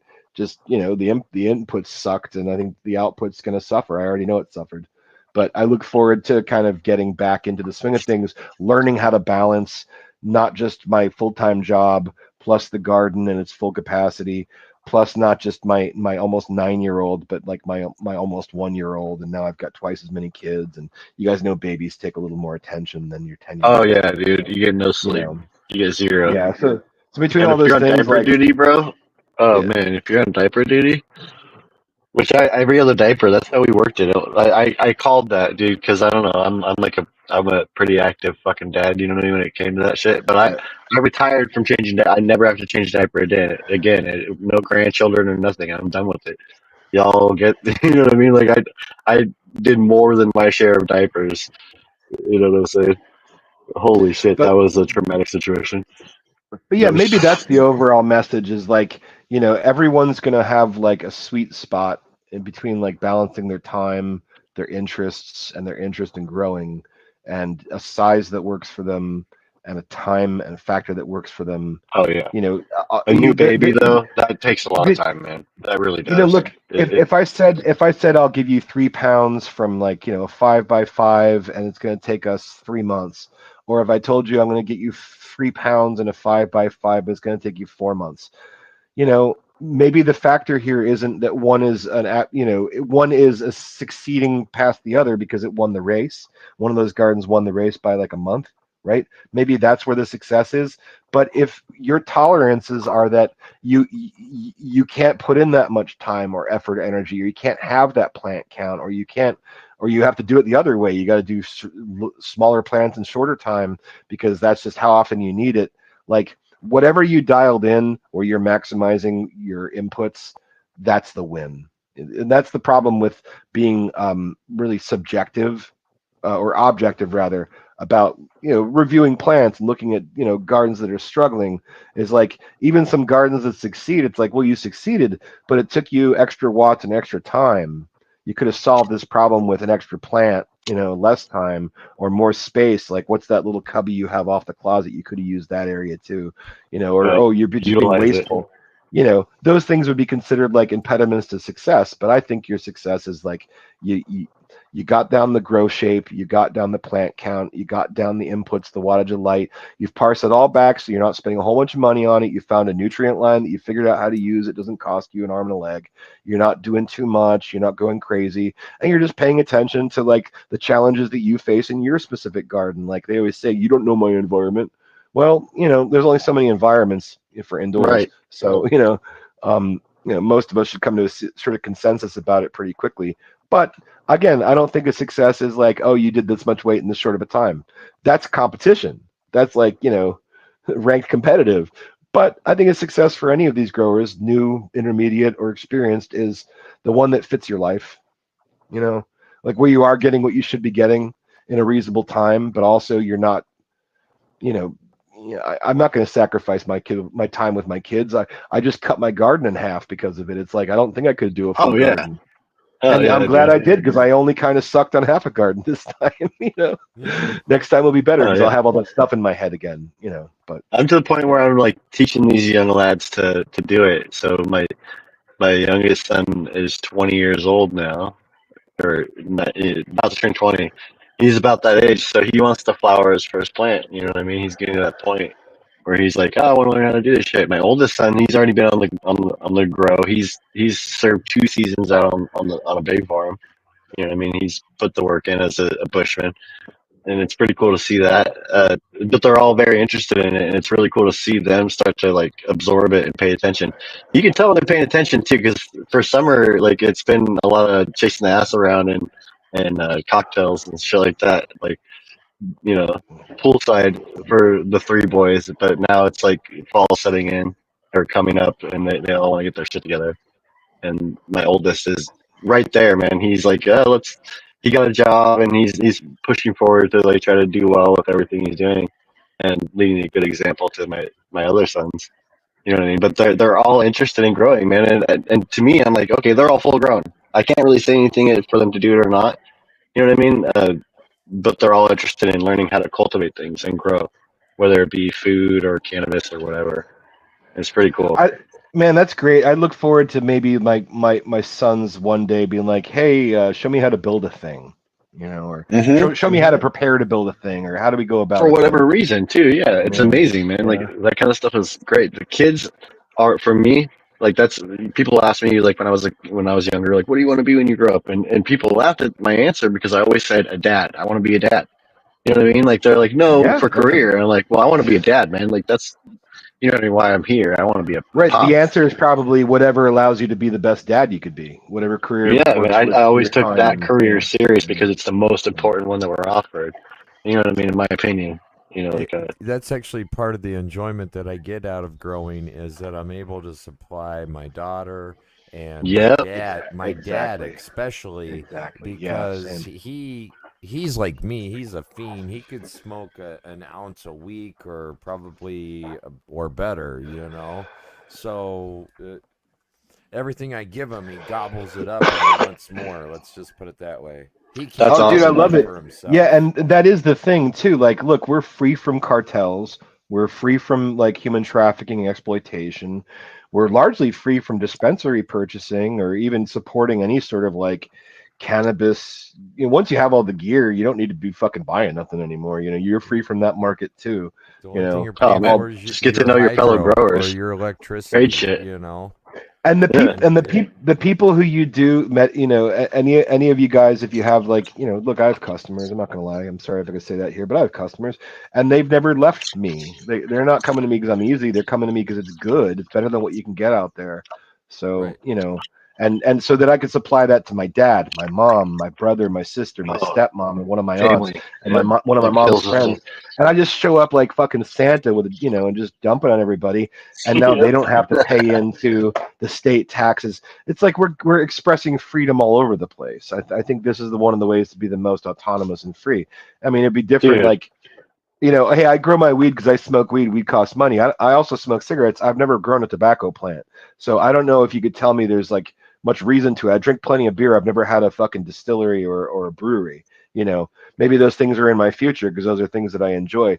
But the thing that I most found broke us away from like kind of all the negative connotations of like the weed market was growing it your own. It's your own medicine. Everyone talks about that. You're not just healing, you're not just growing a thing, you're using that thing to heal yourself. There's nothing more intrinsically powerful than that. And we all got different reasons. Yes, and sharing it, bro. Oh my goodness. Yeah. To see people like enjoy it, to hear folks be like, like I much rather like what you have than anything else that's available. That like just warms you up, man. You're like, fuck yeah, bro. Thank you so much to hear that. And you're like, what? No, can I get some more? And you're like, oh yeah, hold up. Sorry. I just I'm not crying, you're crying. You know what I mean? You're like, oh, My happy. Whenever I talk, love that. Whenever I talk to people on these programs, I always like to like thank the people in the future people. When they're listening to this, it's going to be the present. But I do believe, like I said right now, I feel like the winner's circle is getting smaller. The online, YouTube contributors. Thank you for you guys. You guys are kind of keeping up the thing, but it's getting smaller and less, and there's less and less programs, less and less places you can go for good information. I believe there will be, for whatever reason, probably quality. There'll be a resurgence of interest, maybe even 50 years in the future, maybe even 100 years in the future, Oh man. where then present internet historians will look back to like, hey, what was the advent of this industry or this hobby that we have? What was the That when it was pinnacle new, of yeah, the or rise? when it was new, when it was fresh, the social media was new, and the information was getting better, and these people were all kind of, like they're growing their own, but also they feel emboldened to share. Because like everyone else who I knew who grew was like, if you fucking took a picture of me, I'd kill you. If you took video of The us, like secret. we're all gonna kill you. Like the cartel is gonna kill you. Yeah. But then What's up, there's Steven? us who are like, yeah, go ahead and look at it. We seem free enough. How So I about wonder some if of the there's going to be like future people who look at us and go, well, maybe they were just a blip on the radar in time, but like I feel like we have a significant place. I feel like we are kind of this generation's version of the Dogtown Z Boys going over the coping in the pool at the end of that I document. get So you. very astute. That's very good. I like that one a lot because it's true. Yeah, and I'm not trying to be a dick, but it really is. Like, we're not like the gatekeepers or anything like that, but in a sense, there are some gatekeepers in the community. School crop. I You know what I mean? remember that's a on taint YouTube keeper. when the Green Man was the only thing that I could find that was showing you how to build a grow room and how to, the guy with the green Yes. paint, Yes, that guy. Yep. And I heard he's coming back around or something. He did an appearance lately. He's talking about how he's still growing or something like that. Oh shit. Yeah, I mean, shit. Back in the day, it was just Remo commercials. Remo's fucking line, and it was anyone who had a product was basically who dominated the YouTube space. And I think that's how we got to know Growboss. He had a book. His product was the information, so that's a different thing. But It's hey, only a matter of time. It's only a before matter of time before before the information gets out there. You know what before I I mean? forget, there was when I was thinking about. You asked me yesterday if I'd do this, and thank you very much again. Let me talk. Dude, thank But you. I was thinking yesterday, like, well, what would I want to say? What would I want to? And then it occurred to me, like, there is one grower who I really, really want to remember. And they're not dead; they're still with us. And I think they might even still make content, but I haven't been to their page in a while. There was a long time where they weren't, and it was my first aha moment. I saw this around the same time that I met Growboss. Was a Grateful Grower. I don't know if you guys remember Grateful Grower. He grew in a garage. Okay. You look him up. He's awesome. He'd have his little coffee, he'd smoke his joint, he'd let the camera roll. Bukowski does. He'd talk a little bit about Jesus, but that was in the way he was grateful, but he wasn't like proselytizing or preaching or whatever. But then he'd show you his garden. If I remember correctly, it was 6 plants in like a like a pretty wide 1-car garage, like totally empty. Just his lights and these 6 plants. But he grew in perlite. Only perlite. Oh, And this shit. motherfucker, this guy had time, right? Like I don't know what he did for as a living. I think he might have had a business where like people just, did his work, and he had more time at home because he was watering like by flower. Like I think he's in these like 3-gallon or 5-gallon pots with just raw perlite. And I think this wasn't even like number 3 or number 4 perlite. It was like small stuff. He'd be in there hand watering these fucking things and then collecting out the moisture from the bottom of the runoff. Which is all runoff and perlite, like 6 or 8 times a day in the middle of flower. He'd be out there 8 times a day, hand watering this perlite only. These were when you talk about the 5-pound plant, when you talk about the 6-month veg indoors, this guy was rocking that out, and I don't think he ever vegged for anything like 6 months. I'm pretty sure he was doing like hydroponic numbers, and that's where I got the inspiration for doing the air cubes system that way with just the perlite, because I figured I'm doing what he's doing because I'm doing like 6 to 8 waterings a day by hand, but it's all automated because I'm lazy. And then now I could get his plants. I still couldn't get his plants, but if you guys ever have a moment, do check out Grateful Grower. Just Grateful Grower. Bear said he got deleted, unfortunately. Hopefully his content is out there. Dude, Yeah, that hurts that's my too bad, feelings man. See, that's a good example. He was one of the early ones, and then he stopped, and he stopped for like 5 years. But then I remember thinking about him like a year ago and looking it up, and he had some new videos. Like, but Is that this guy, him? he was. Oh, I see. Yeah, that's the guy. Okay, I broke his so arm. So that's like his. Yeah. That's his coffee. He's got his joint, and that's his little. yeah, When he's out on the deck out. Oh, yeah. So I didn't actually find his channel, but this No Pro was Grateful Growers back, and then he says no, he's still missing in action, Oh, and sucks. then there's actually the Oh yeah. vanishing of So the those videos are like a Grateful. year ago, right? Those videos are like a Ye- year and a half ago, or something like that. Yeah. Uh-huh. Yeah, so no, he really was fantastic. So now I guess you have to take my fucking word for it, unfortunately. But no, I mean, I think he would veg for like 2 months, and he would have like 5.5 or 6 foot. They were trees. They looked like citrus trees in his fucking garage. They had like a big solid stalk, not a lot of lower branches, and then like a topiary of beautiful. I mean, again, like 5.5 feet across these plants each. You'd stuff six, You love to see 2 it. rows of 3. Yeah, 2 rows of 3. But I always thought it was like interesting. Like, who the fuck has time to hand water All perlite? those plants. And you're mixing shit. I imagine he Not had a all those plants, reservoir, apparently. but yeah, Sounds like hand babies. watering. He never automated. He liked giving the care and the attention to his plants. It was the intersection of doing way too fucking much and also being like a fucking master. It's like really time inefficient, but I imagine everything else was highly efficient. Also, you could reuse perlite indefinitely as long as you clean it well. So, yeah, I just want to give a shout out to Grateful Grower. Like, I guess rest in being forgotten or whatever. Rest in irrelevance. Rest in irrelevance. There you go. Hopefully, homie comes back. That'd be cool. Yeah, Yeah. you know what? Hey, you better eagle-eyed internet sleuths out there. Go ahead and try to find maybe some of his videos referenced somewhere. I'd love to see. It sucks to think that his whole channel was wiped like that, and then there goes all the stuff. And that's what I do worry about. Is like one day they're just going to flip the switch because we're not going to be tolerable anymore. They get too many cannabis fucking sponsors, and YouTube's going to have to shut off the pipeline of. Because if you're counter the market, if you're the guy who says, "Oh yeah, don't buy this stuff," just grow your own shit, and they're getting a lot of ad money from dispensaries or brands or whatever, they're just gonna shut that shit off, and it could mean Oh, yeah. like all That's my why shit we're is always lost. scuffed on. Yeah. We're always shadow banned and things like that. It's not. I guess do your backups Yeah. early and do your backups often. Save that shit somewhere because my son doesn't know I do this. And I honestly think I could probably keep up the illusion maybe another year or two with my oldest, before maybe I just don't grow anymore, or it's like really remote from here. Not in the basement anymore or whatever. So Right. the But room is not I'd accessible love for to him to be him. able to find me Often one it's- day. Like, yeah. Yeah, I'd like for him to be the So it's internet not- story that finds me. Yeah. Yeah. That room doesn't exist. So one day that could happen. You could be caught slipping, forgot to lock the door, and I suddenly don't you have believe he has any interest or will have any interest in doing anything in the basement ever. Like the basement, soil floor, really dirty. It's just this You're like one it's haunted. room. There's this grueling ass ghosts and Oh demons down there. You yeah. just It's don't want to go definitely down there. haunted. I go down there to rats. try and hold them back so they don't come into the rest of the house. You better just stay out of there.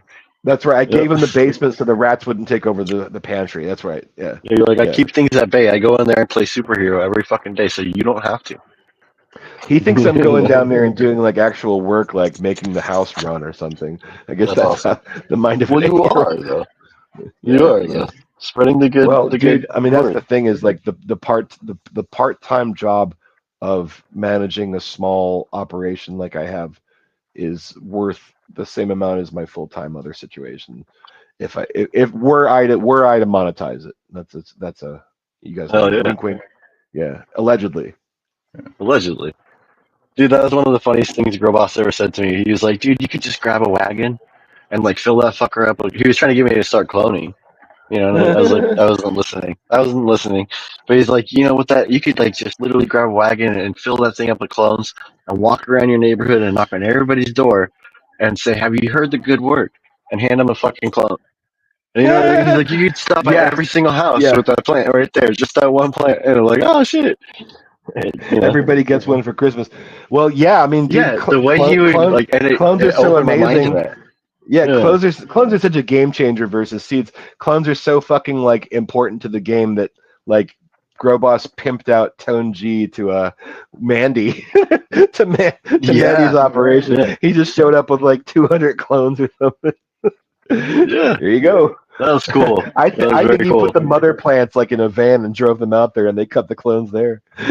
That's what we did, dude. We had to Yeah. transport our first run for CC, one of the first farms I worked at, and the owner like came and picked me up in the morning, the opening day before, like the first day the license was active, and we were able to bring plants there. I was part of it, just him and I. This guy I've known since like I was 14. You know what I mean? Family friend and shit, and it just happened to pull it off, like hard work all these years.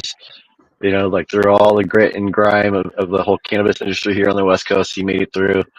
And you know, like I was there for his first moment of planting in the dirt, the first plants, dude. It was like a sacred moment. It really was to put those plants in, man. And we planted like fuck 600-700 plants that day. Him and I, dude, and tagged him and everything. And it was like one of the most beautiful moments in the history of me growing cannabis because I learned so fucking much. And just the day he picked me up, man, it's all on video too. It's pretty cool. In this van full of moms, all tagged up, legal. You know what I mean? Like it was just a great moment, dude. It was so fucking fun, dude. Well, It it was so speaks of fun. liberty. Yeah, it speaks of liberty. Yeah, Dude, we I felt free, love man. clones. I love clones so much, and it's not just because I'm scared of seeds because I kill them. Because actually, I did pretty well with my last seed run, and I was They're always so psyched, vigorous like, and so great. They well, are. Clones are so the way. seeds and clones are made of the same thing. They're made of hopes and dreams, but the Yep. clones are the clones are the proof that you could like rest your expectations of your dreams on. You already see how healthy the plant is. A beautiful new good clone, a good cutting is, yeah, it's like a seed. It's hopes and dreams. It's whatever you can do with it, but it already tells you something about its own character, its own like providence. It's healthy. You're looking at it. It's living. It's ready to root. That I think that's a. I mean, fucking cloning. Goddamn, fucking like, dude. You can put a piece of a branch of a plant in the ground, and it makes a new plant. It's Are you fucking crazy. kidding me? Are you It's fucking so kidding cool. me? Cannabis is E- fractal. Hey, IPL. Cannabis is fractal, right? every cell in a plant is from a stem cell.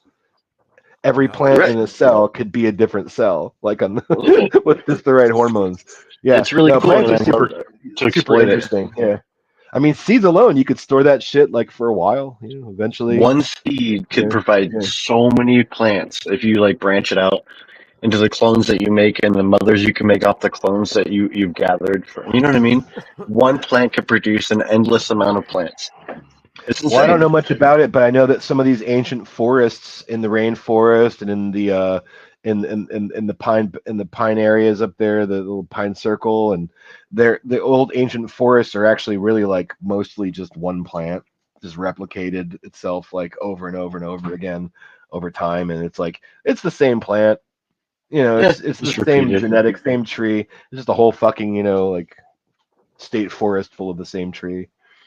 Yeah, We're a I don't know. forest state Yeah, it's crazy over stuff. here. But I think this is interesting. You could like, yeah, you cut a piece off and you stick it there, and as long as you have a growth head on it, it becomes another fucking plant. It's like cutting a snail in half, you know, or Dude, I took like a worm, 148 what have you. clones at work yesterday. Dude, 148 that's a clones. lot. Like trained. Yeah, And, dude, 50 and, plants. right, and you like cleaned them up and stuck them aside, Oh and yeah, I you know, fucking examined them, looked at not just you them, did cuttings, but you did cloning. graded them, said sorry, I like you, but you're gonna have to be over here, not with your sisters, because you just don't cut it. And some of them didn't even get there. I was just like, oh, it's you know, like comforting them as I snip and then throw it in the garbage. You know, like I'm a very I'm a brutal grower, dude. Like if I come across a plant that has any defects or anything like that, and a sea of plants, you're gone. You're out of here. And I'm not trying to be a dick, but there's no room for the weak with plants. If I see anything that I don't like, if you don't make Well, the that I cut, mean, you're out of here. well, and You know, that's the way at every point. Like, you know, if you I, can call it I earlier, then why not waste the space and call it earlier? If you get the, an eye for the it, if you can diagnose it and say that you're just not going to make it, you yeah, know. I think you either have to have a Something good creative. teacher who's convinced you very well of the truth, or you have to like have the experience with yourself, or you know the truth that if shit doesn't go right, and time is always the factor. You can scrap. That's the whole thing about having a sacrifice on the plant killer program. That's why that cult does a sacrifice of killer gardens or dead gardens, and hey, cut one of those down. It's like, yeah, because you have to learn a lesson that at a certain point in time, the sunken cost fallacy doesn't really work with like the first 3/4 of growing a plant. Look, if your plant gets shitty at like the third quarter of flower, yeah, go ahead and finish that, and then hopefully you got backup, you got plants going in after that. But anytime in like late veg or early flower, if shit's fucked, you gotta cut that shit down and throw it away. It's faster to restart. Yeah, it's more valuable to restart Always. because time is the most valuable. It is the one fucking resource, the one input you cannot get back. You cannot get the back. correct response to bugs is to just start the fuck over if it's so bad. I'm sorry, I'm not trying to be a dick. If you're in flower and you have spider mites, Oh, them especially. webs on your shit. Thank God I've never had a root aphid. Come on, man. I've never had a thrip, but I've had spider mites once, and that bro. shit was scary. Fucking scary. I've seen it at farms, bro, and I come home and I take layers of skin off and scald in hot water, like a 40-minute, no, 20-minute shower, military shower, just scrubbing, like, please, Lord, get this shit off of me. I can feel it crawling on me. No, I'm just joking. But still, it's edgy, dude. You see like a bud covered in webs, you're like, oh shit, that wasn't like that yesterday. It's scary, bro. And I've had a buddy, and like just the other day, he hit me up and he's like, man, I got like 40 plant grow, like all legit, like it's a commercial. I got spider mites 4 weeks into flower. What do I do? I was like, you don't want to hear my answer. You're not going to want to hear what I got to say. And he's like, bro, just come over and show me what to do. I'm like, I'm not going there. Like, dude, I love you, but like, it's not happening, dog. Like, he's like, just stop by and like get some perithium bombs, But like, if you want to do all that shit, that's cool. Yeah. I'm like, but you should probably just kill it and start over, bro. And he's like, it's 40 fucking plants. I'm like, I know, you should have caught it earlier, or maybe just don't, Man, when they're let people into your commonly visible to the eye, like when you just look at it and you don't even got to squint or nothing, you're like, hey, there they are, they're moving. I felt like the diagnosis was great. I asked him too, and I actually got some like good views with it. I'm like, how many plants are infected? Where are they at? Like, what's going on? I'm like, cool, okay. Well, if you want to try and salvage this, like, he showed me the other plants. I'm like, they're still going to be in there, but throw those other plants completely away. Get rid of them right now, immediately, correctly. You know what I mean? Like, seal it off. Like, I still wouldn't recommend saving the shit. If you're trying to like get it tested, you're gonna waste money. If you have to pay $500 to test this shit, and then you're spraying it and trying to do perithium and all this stuff, it's gonna test. You might as well just chuck it. It's not professional. You know what I mean? Agreed. Yeah. Hey, Happy. Hey, Hills. I'm gonna leave you with this thought. I'm having this thought during this conversation, so I'm not gonna market it. I'm just gonna like give it to you guys. All these breeders out there, all right, all these fucking pollen chuckers and stuff, they're chasing like, I don't know, strain fidelity or fucking percentage of THC. They're chasing flavor. They're chasing like, oh, it's this shape, that shape, but mostly it's flavor and smell and stuff, right? They're chasing terpene profiles and whatever. If they were really fucking smart, they would be pheno hunting for the plant that likes to get bitten by spider mites. And kills the spider There's got to mites, be right? a couple. No, fuck avoidant. It gets off on being bitten. The spider mites are biting it because they get off on the stress hormone. The plant loves it because it likes to stress. It's like a little like one of these little like, I don't know, submissive cucks or something, right? Little cuck plant, like a little pain piggy plant. Yeah, pain piggy sativa. There you go, coming soon to a store near you. No, but yeah, why can't they find the plant that likes to get eaten by that? Because it's like a fundamental problem with like many biomes of gardening, like right, the mite situation. Oh my goodness. Yeah, why not fucking figure out the one that's impervious and in fact likes being bitten by mites? Spread that shit everywhere, and that's the only shit you're gonna see in a dispensary. That fucking cultivar, that cultivator, Brazilianaire. That's awesome, man.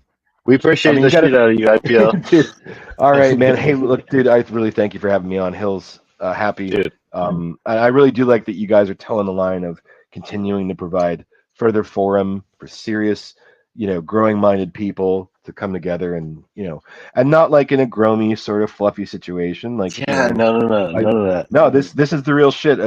If I had to put my certification stamp on, like, no, I'll bet my bottom dollar that these people can absolutely lead you to the promised land with like instruction and Yeah. good, good art, good information just about like your particular grow. I mean, shit, you two, just like myself, we've seen tens of thousands of failing gardens and have been able to diagnose those things. If anyone's going to give good information, I'd put my stamp of approval on this show. And so every Appreciate you, time I man. see you, I know I don't hang out a whole lot, but I come in, I like to drop in and say hi to people and let you know that I'm very much here and I love what you guys do, because Appreciate you guys are good definitely. pairing, very good pairing. So I'm glad to see you guys. I appreciate that, man. make this Yeah, wagon. Hills is Yeah. rocks, dude. Like, I really do appreciate this guy's information too. He like, since day one, he's kept it 100. He's literally every single time with his grows, he tells you what he's doing, where he's winning, where he's losing, and that helps people. That really does. That actually moves them along to a better place. No, Like 3 years from Hills now. and you are the most level-headed, competent growers out here. Like, you're the I most, appreciate you, man. on the beam, honestly. That whole Yeah, he's a PKR good. cult, they're a fucking mess. But you guys, you keep it 100. Oh, it's all PKR's fault, mate. Like, It's it all really is, PKR, dude. man. Like, 100%. yeah. Shout out to Dez. 100. Yeah, shout out to my Aussies Yeah, out there waking up early this morning, yeah, dude. waking up with Shout hate out in to their hearts. Dez. All right, bro. Hey, if I hadn't Much said it love, man. before, Appreciate you. yeah, hell Satan. Appreciate you. Yeah. There's the there's the, there's Anytime. the stamp of approval from IPL, bro. Fucking banger, man. We appreciate you, dog. Yeah. There's IPL. Please step up to him. His shit's on the very top of the screen. You can hit him up there if you're new to the channel. Also, we need to hit up Hills with the subs. If anybody could drop his link in the chat, I'd appreciate it. I And can. please hit the thumbs up. I could. It'd take me a minute, but yeah. We'll smoke another joint at least, and then probably dump off of here. Yeah. Dude, we appreciate the shit out of you, though, IPL. That was some great information, man, and you brought the heat as we expected.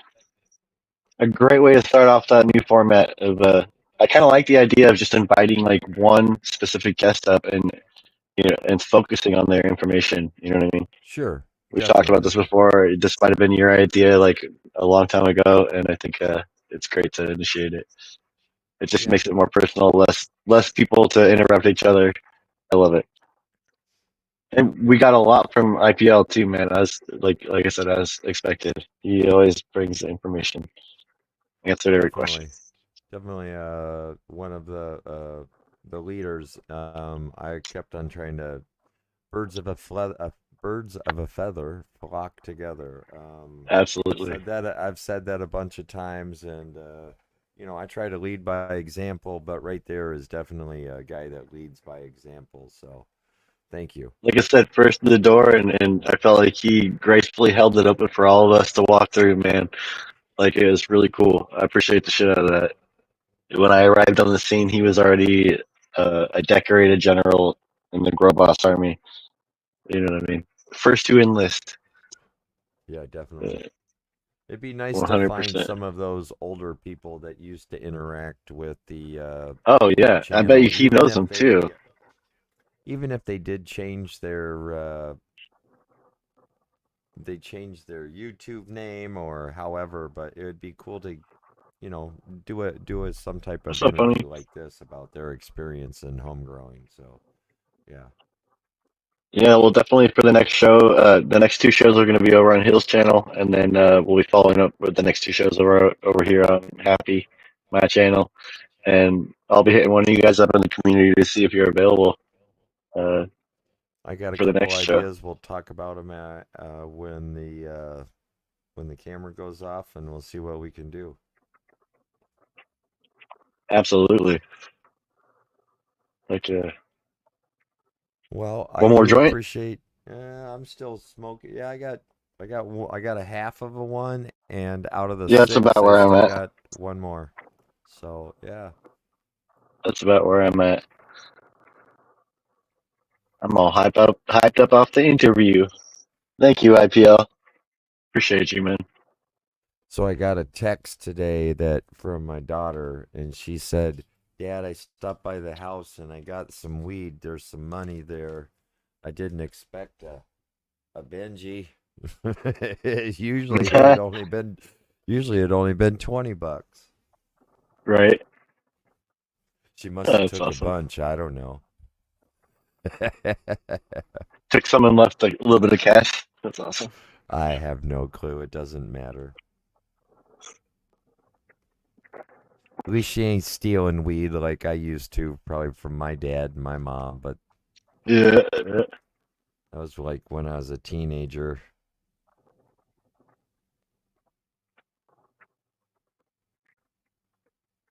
You'd take the smallest bud, thinking that they would never know, and they Oh, supposedly dude, did they it. I knew. don't know. They fucking knew. They fucking knew. You know, There was six honestly, I pieces. never took a bud from my mom. Like I always asked her for it. I was like, hey man, but she was cool. My friends that I brought around compared to, and I'm not trying to be a dick if y'all are listening, sisters. So I have a lot of sisters, bro. If one of them are listening, like my friends were cooler than yours. Mom liked them better. You know what I mean? Like they didn't disrespect the house. They were fucking respectful. That's why she was cool with them. But yeah, you know what I mean? Like, I told my friends, like, when they entered the door, old fashioned style, I'm like, if you fuck around at this place, my parents will whoop your fucking ass like they're your parents. Like, they will Right. abuse you. Don't fuck around here, bro. They're like, what do you mean? I'm like, don't fucking question me, dog. Like, that's you right there. You're out of line.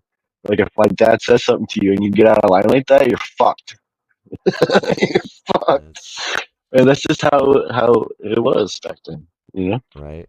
My parents never whooped my ass. I mean, it wasn't like that or anything, but I just knew better, dude. You fucking know better, Yeah. right? With my You know mom, it better. was you don't cause problems in other people's houses. You stay here. You don't. If you want Yep. to party or you want to drink, you just got to stay here. So Oh yeah. Yeah. yeah. Don't start nothing, won't be nothing. My mom said those exact words. Joking around. Well, okay, so Friday night, hopefully it'll be the late Weed show hogs. over at the Weed Hogs or the late show. Depends on which one we might do over at the Hill Show. Depends. I guess we'll see.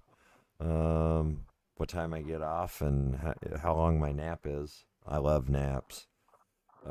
Dude, naps are fucking awesome. So And naps are so good. If you can get yourself a nap, go ahead and grab one daily. No, I'm just joking around. If you're over you 40 were though, allowed to naps are go in the amazing. you were allowed to go in the house.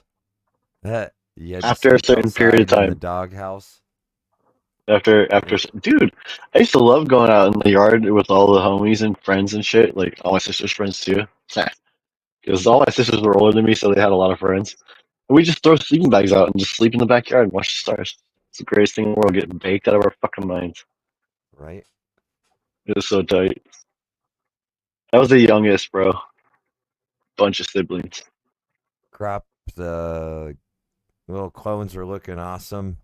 I still haven't made it out to families. Maybe I'll make it out there this weekend. I'm gonna try. And Kowski intro backstage after show.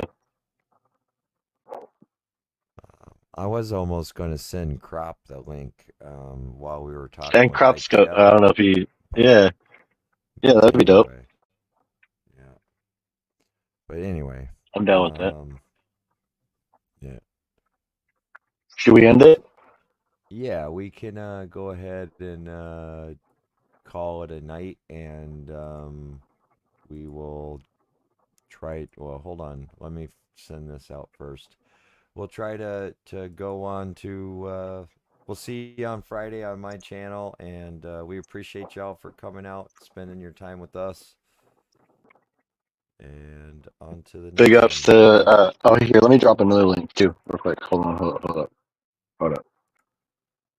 We also big thanks to Indoor Promised Land. We appreciate you, man, for coming up here. It's been a while since we've done a one-on-one interview, and it was great to have you as the interview. Thank you very, very much. His link is up on the top. It's pinned. Sub up. Yeah. And then here's Yup. Hill's link right here. Also, so with Hill, next 2 shows will be over on his channel, Friday and Tuesday. Thank you everybody for showing up, and I appreciate y'all. And we will see you next time. Thanks. Bye. Laters.